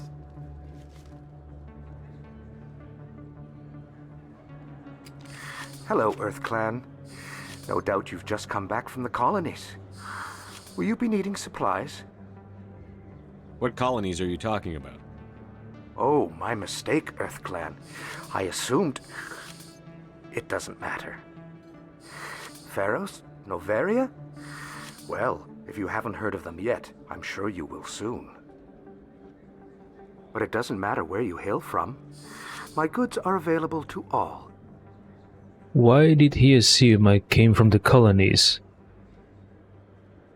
What can you tell me about Noveria? The corporate capital of the Attican Traverse. Very cold. Very snowy. I don't get too many clients from there.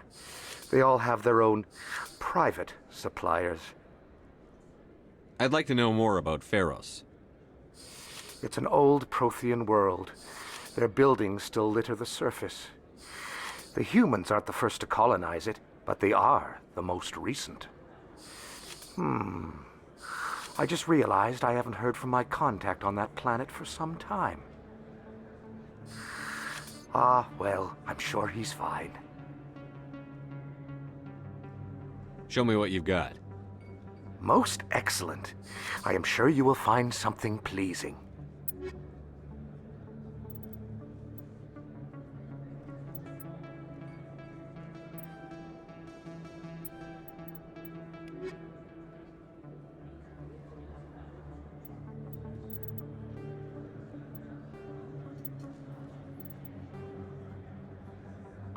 Pharos is a habitable world in the Attican Beta Cluster. 2/3 of the habitable surface is covered with the ruins of a crumbling Prothean megatropolis. In the millennia since the Prothean extinction, the ruins have been repeatedly picked over by looters many times. Pharos was considered a poor prospect for colonization, as little open ground remains for agriculture. The only sizable freshwater sources are the poles, which are tapped by the decaying Prothean aqueduct systems. The dead cities, while in good condition considering their antiquity, are of uncertain stability. Ground level is congested by a dozen meters of fallen debris, and the air is fouled by dust. In 2178, the Human Exogeny Corporation announced its intention to place a permanent colony on Pharos to thoroughly explore the ruins. The pioneer settlement was placed on the upper levels of several intact skyscrapers, using the surviving Prothean aqueducts and rooftop hydroponic gardens to support the population. In 2178, the Human Exogeny Corporation announced its intention to place a permanent colony on Pharos. The pioneer settlement was placed on the upper levels of several intact skyscrapers, using the surviving Prothean aqueducts and rooftop hydroponic gardens to support the population. I guess it's because the ground level of Pharos is congested by a dozen meters of fallen debris and the air is fouled by dust. So that's why they decided to set up a settlement on the upper levels of skyscrapers instead on the ground level. I see. Noveria is a cool, rocky world with most of its hydrosphere locked up in massive glaciers. A privately chartered colony world, the planet is owned by the Noveria Development Corporation Holding Company. The NDC is funded by investment capital from 24 high-technology development firms and administrated by an executive board representing their interests. The investors built remote hot labs in isolated locations across Noveria's surface. These facilities are used for research too dangerous or controversial to be performed elsewhere, as Noveria is technically not part of Citadel space and therefore exempt from Council law. By special arrangement, Citadel's special tactics and reconnaissance agents have been granted extraterritorial privileges, but it remains to be seen how committed the executive board is to that principle. Given its unique situation, it is understandable that Noveria is often implicated in all manner of wild conspiracy theories. Okay, so the planet is owned by the Noveria Development Corporation Holding, funded by investment capital from 24 high-technology development firms, and administrated by an executive board representing their interests. And Noveria is not part of Citadel space, and therefore exempt from Council law. I see.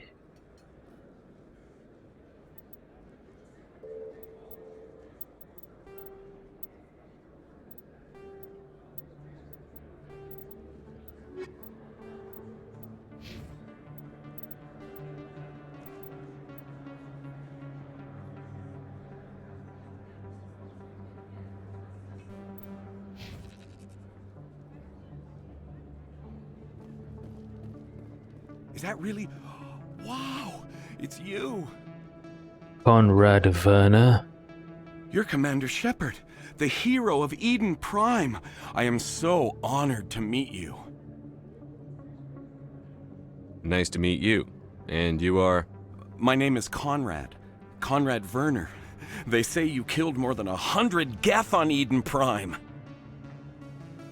They say a lot of things. I was too busy killing them to count. Hey, I know you're probably busy, but do you have time for a quick autograph?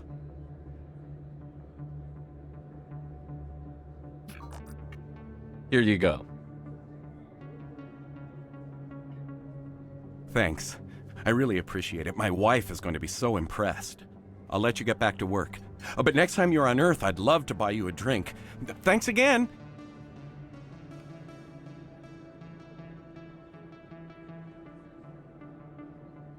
You have been approached by Conrad Werner. He seemed like a harmless fan. You probably haven't seen the last of Conrad. What harm could there be in talking with him if you meet again?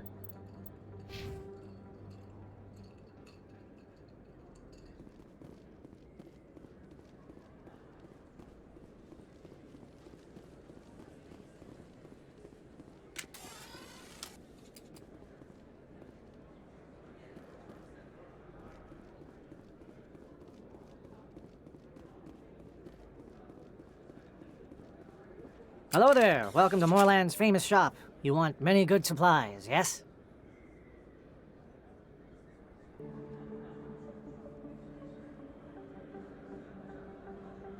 Let me see what you have.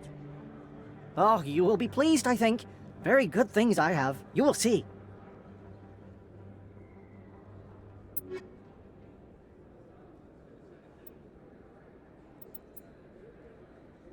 Geth Armory License? Geth Armory License? Who produces these?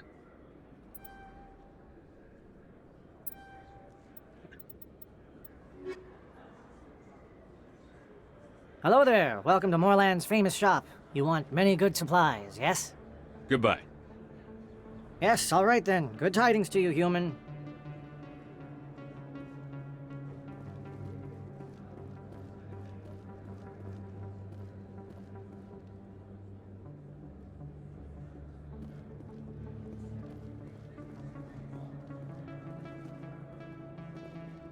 Not really my kind of place, but there sure are some spectacular views here. Never been a real fan of crowds. You think it's expensive to live here?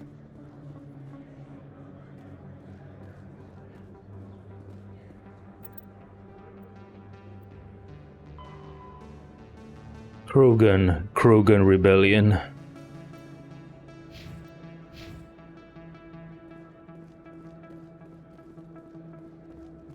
Krogan. Hello, Krogan. How are you doing, Krogan?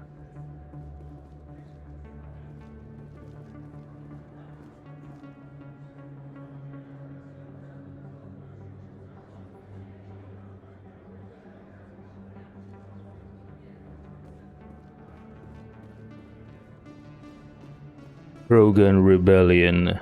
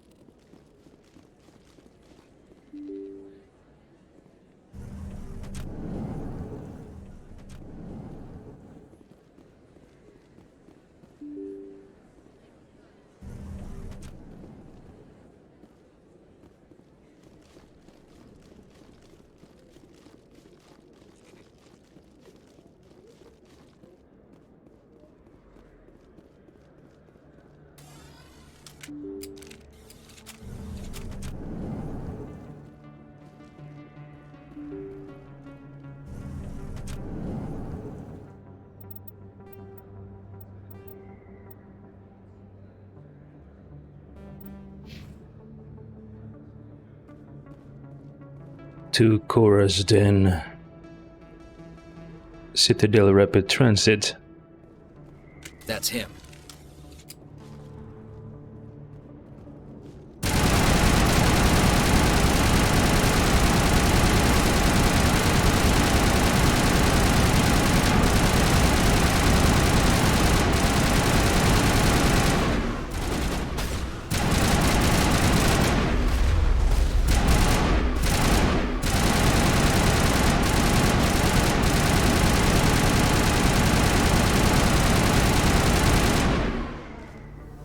Those were Saren's men. All targets down. How do you know? How do you know those are Saren's men, huh?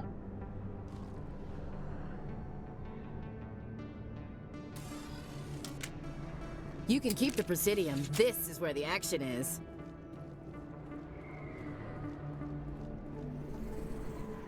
How do you know those were Saren's men?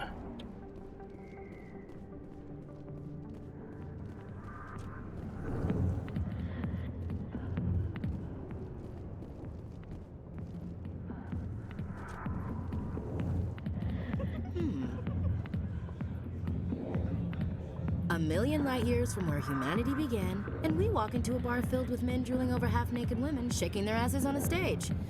I can't decide if that's funny or sad. What? It's You don't funny. think they're here because of the food? Yeah, Caden's right.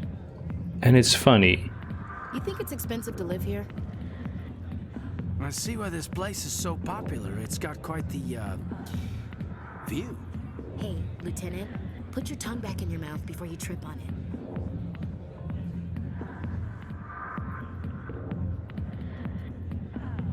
Jenna.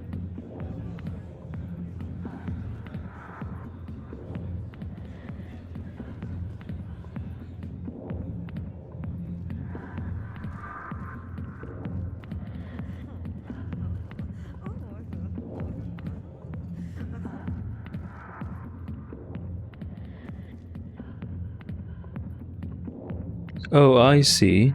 A Turian and Salarian is taller than human. Or maybe Shepard is just short. I don't know.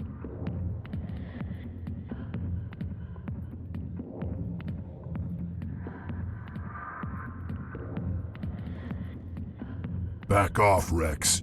Fist told us to take you down if you showed up.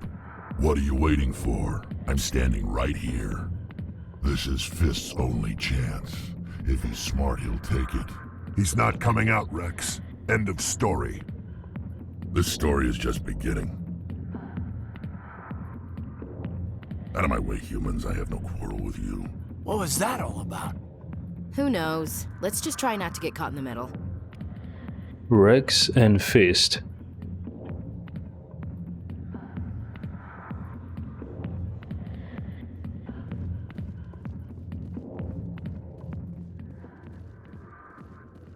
The back rooms are private, reserved for Fist and his friends. Who's Fist? He owns this club, but the customers have to stay out front. What did that other Krogan want? Rex? Personal matter. Not real chatty, is he? Who's Fist? He owns this club, but the customers have to stay out front. Fist is the owner of Chorus Den. Goodbye. Enjoy the club.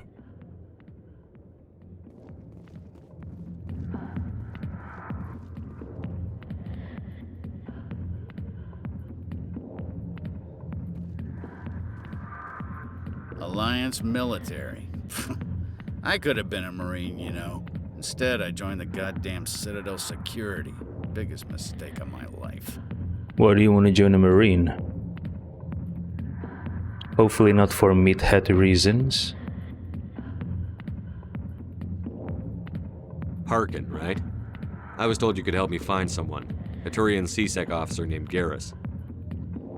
Garrus? You must be one of Captain Anderson's crew. Poor bastard, still trying to bring Saren down, eh? I know where Garrus is, but you gotta tell me something first. Did the captain let you in on his big secret? Is there something I should know about the captain? The captain used to be a Spectre. Didn't know that, did you? It was all very hush-hush. The first human ever given that honor, and then he blew it. Screwed up his mission so bad they kicked him out. Of course, he blames Saren. Says the Turians set him up. So the captain was a Spectre? Used to be a Spectre. You said they covered all this up. How'd you hear about it? I spent 20 years working cases here on the Citadel. People on this station love to talk. Secrets are like herpes. If you got 'em, you might as well spread 'em around.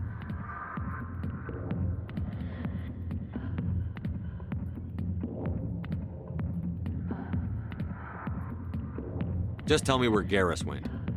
Garrus was sniffing around Dr. Michelle's office. She runs the med clinic on the other side of the wards. Last I heard, he was going back there. Sniffing around Dr. Michelle's office? Wait, what? Fuck! So I skipped the other options? The other questions? Fuck, shut the fuck. Okay. I'm out of here. Yeah, good. Go. Let me drink in peace. Fuck this. There should be... There should be a, There should be you know, a warning, a sign, or something like that. That if you're going to choose this, you're going to end the conversation. Well, unless, of course, the conversation, requires you to be perceptive, right? Let's say if you fail a conversation, then you fail a quest or something like that. But this is just regular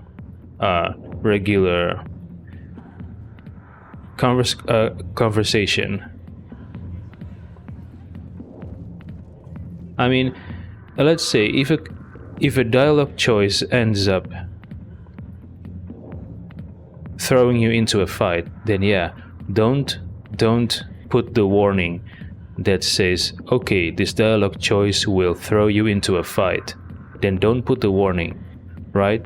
So people who chose the wrong dialogue will get into a fight or something like that. But if it's just regular conversation and the choices doesn't lead to a fight or something bad happening, then yeah, there's no reason not to give a warning. Hey, this choice will end the conversation. Back off, Rex. Fist told us to take you down if you showed up. What are you waiting for? I'm standing right here. This is Fist's only chance. If he's smart, he'll take it. He's not coming out, Rex. End of story. This story is just beginning. Out of my way, humans. I have no quarrel with you. What was that all about? Who knows? Let's just try not to get caught in the middle.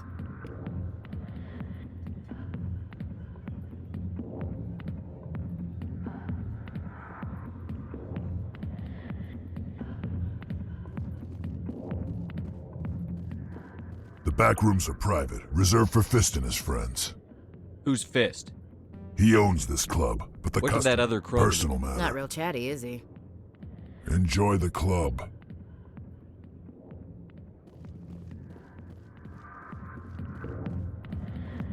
Alliance military. I know where Garrus is. I just need to know. The captain screwed up his mission so bad they kicked him out. Of course, he blames Saren. Says the Turians set him. You said they covered I all... spent 20 years working cases here on the Citadel. People on this station love to talk. Secrets are like herpes. If you got 'em, you might as well spread 'em around. You're a pig. Just noticed that now, did you? Why'd they kick him out? Have to ask him. I never heard any of the details. Bet it's a good story, though. The heroes fall. Classic tragedy. Why should I believe a drunk like you? Fine, ask Anderson. I bet he tells you. He's too stupid and proud to lie right to your face. Just tell me where Garrus went. Garrus was sniffing around Dr. Michelle's office. She runs the med clinic on the other side of the wards. Last I heard, he was going back there. What do you know about Garrus? Damn hothead is what he is. Still figures he can save the world. Always bucking heads with the Executor. He'll pay for it soon enough. The Executor loves to put us lowly field agents in our place. Just look what happened to me. You need to look in a mirror. Sober up and take some responsibility for yourself. Save your sermons. This ain't no church. What's it like working for CSEC? You mean, what was it like? The Executor suspended me without pay. Recurring violations. CSEC was keeping a file on me. Can you believe that? Every mistake I ever made went into the books. Get a little rough with a suspect, note in the file. Have a couple of drinks on duty, note in the file. Skim a couple of credits off a drug bust, note in the file. It's a goddamn witch hunt. You got off easy, if you ask me. What the hell do you know? Working for CSEC isn't like being a Marine. People get pissed off if we shoot somebody. Investigations, inquiries, rules, regulations. Every day I plow through enough red tape to choke a rhino. That's how you gotta be to do this job. So don't talk to me about right and wrong. You soldiers got it easy.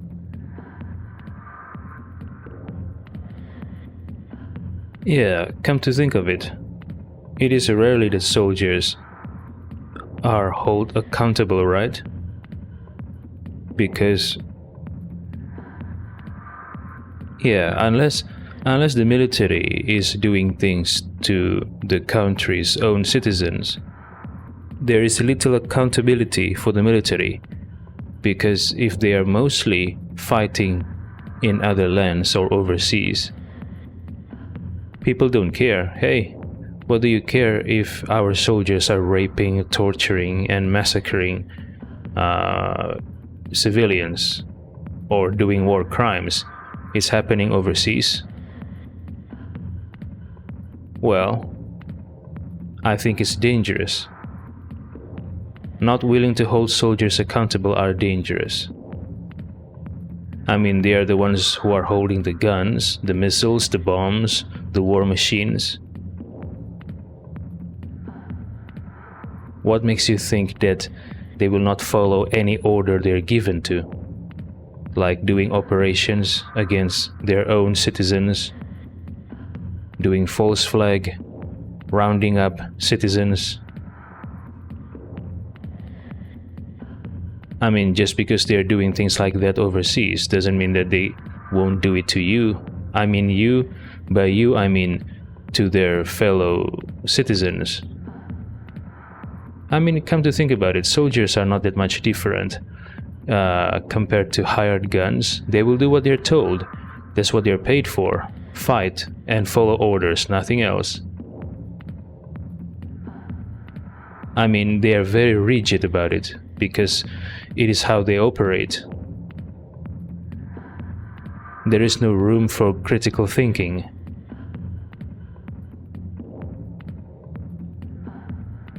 Whatever order they're given to, they will do it, even if it means even if the order tells them to do some massacre or some torturing or terrorizing the local unarmed civilians, whatever.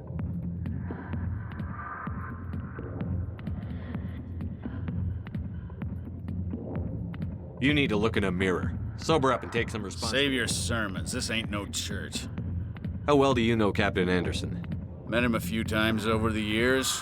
One of those hardcore military guys. Yes, sir. No, sir. Can't have any fun with a stick up your ass, sir. That's probably why he climbed the Alliance ranks so fast. The military loves brown-nosers. The captain's a good soldier. Sure, whatever. Dress him in a fancy suit, pin some shiny medals on his chest, and call him a hero. Everybody else does. But if he's so great, why'd the Spectres kick him out? Why'd you go ask him about that?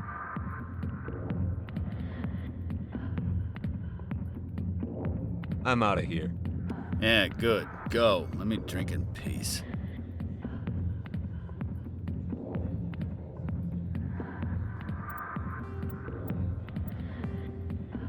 Garrus Vakarian, a Turian CSEC officer, might be able to help you against Saren.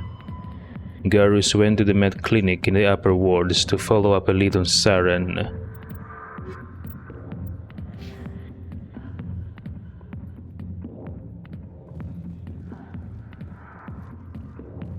Not now. I'm watching the show.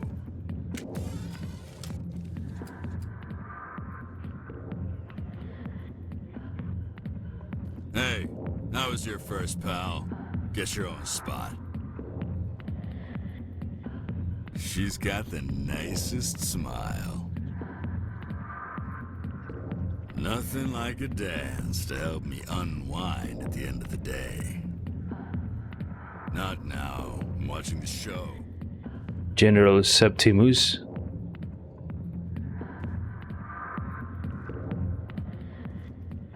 Commander. What do you want? How do you know I'm a commander? What's bothering you, General?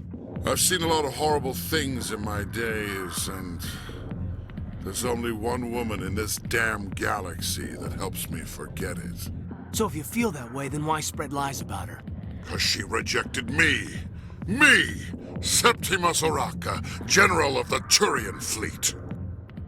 He's acting like there are no other women in this whole wide galaxy. In this whole galaxy. What do they call this?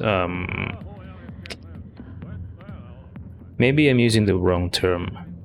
Is it what they call scarcity mindset? Is she really worth it? There must be other women. Yeah. It's not just any woman I want. It's her, and her alone.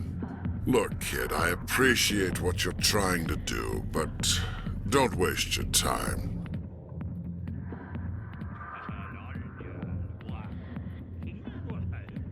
General, did you ever win a battle by moping in a bar? Ha, war. That's what this feels like, all right. How did I let it come to this? So you think it's that easy? Just straighten up and act like a general? I don't think it could hurt. Huh. Maybe you're right, Commander. Shaira's worth the effort. Even if she won't have me back.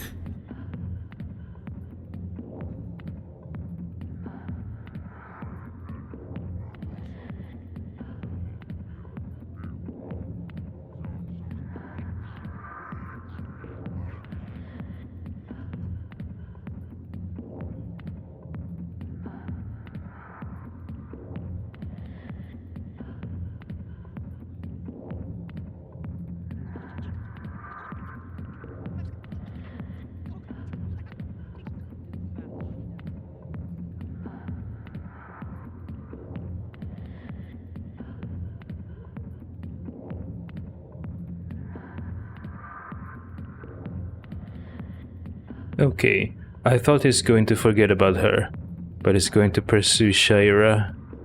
Still? What the fuck? Now get up and get moving, General. All right, I'll go to her. After I've had a cold shower or two. Say, you're a bright kid. Would you be interested in earning a few extra credits? What do you want me to do? There's an L-Corps diplomat out there who believes Shaira gave up his secrets. Why does he think that? Because I told him. Look, I just need you to convince him of the truth. Why can't you tell him yourself? Well, the last time he saw me, I was disparaging his ancestors and shouting his secrets in public. Take this datapad. It shows where I got my info. It will exonerate Shaira and convince the L-Corps. Wait, does this guy's jaw clip through his head? Or his head covering? Who am I taking it to, and where is he? His name is Zaltan. He's an L-Corps diplomat. He's over in the embassies complaining about Shaira. Well, here's to soldiers acting like soldiers. Thanks, Commander. You know, you might make a good general yourself one day. Not interested. Hard to imagine a general like that getting so upset about a woman. Yeah, right? That's because you don't understand women, Caden.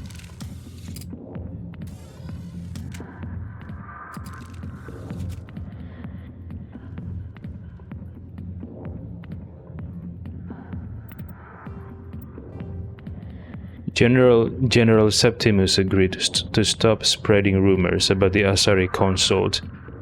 He mentioned an Elcor named Zeltan, who believed the rumors and has taken the false information to the Elcor ambassador. Septimus asked you to tell Zeltan the truth. Zeltan is at the Elcor embassy. Find him and show him the evidence that proves Shaira was not to blame for his secrets getting out.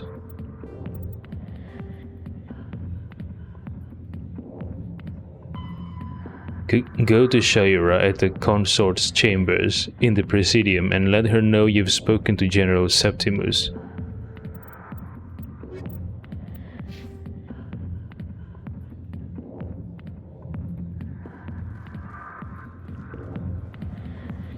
Sorry, I'll get to you when I can. Hi, be with you in a minute. Enjoy the entertainment, I'll get to you soon. Sorry, I'll get to you when I can. Hey, lucky guy. You have two at once.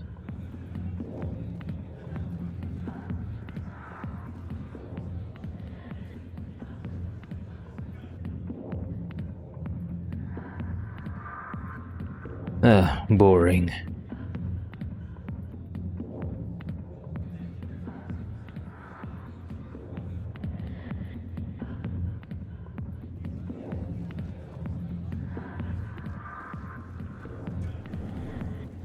Why didn't Captain Anderson tell us he used to be a Spectre?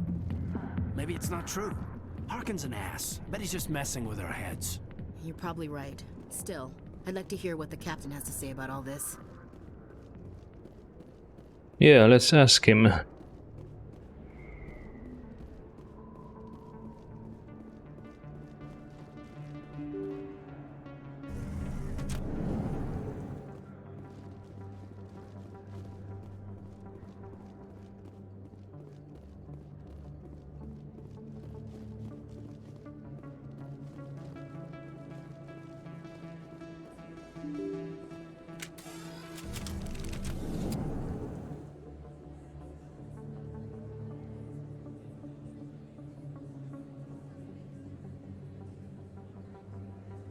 Med Clinic.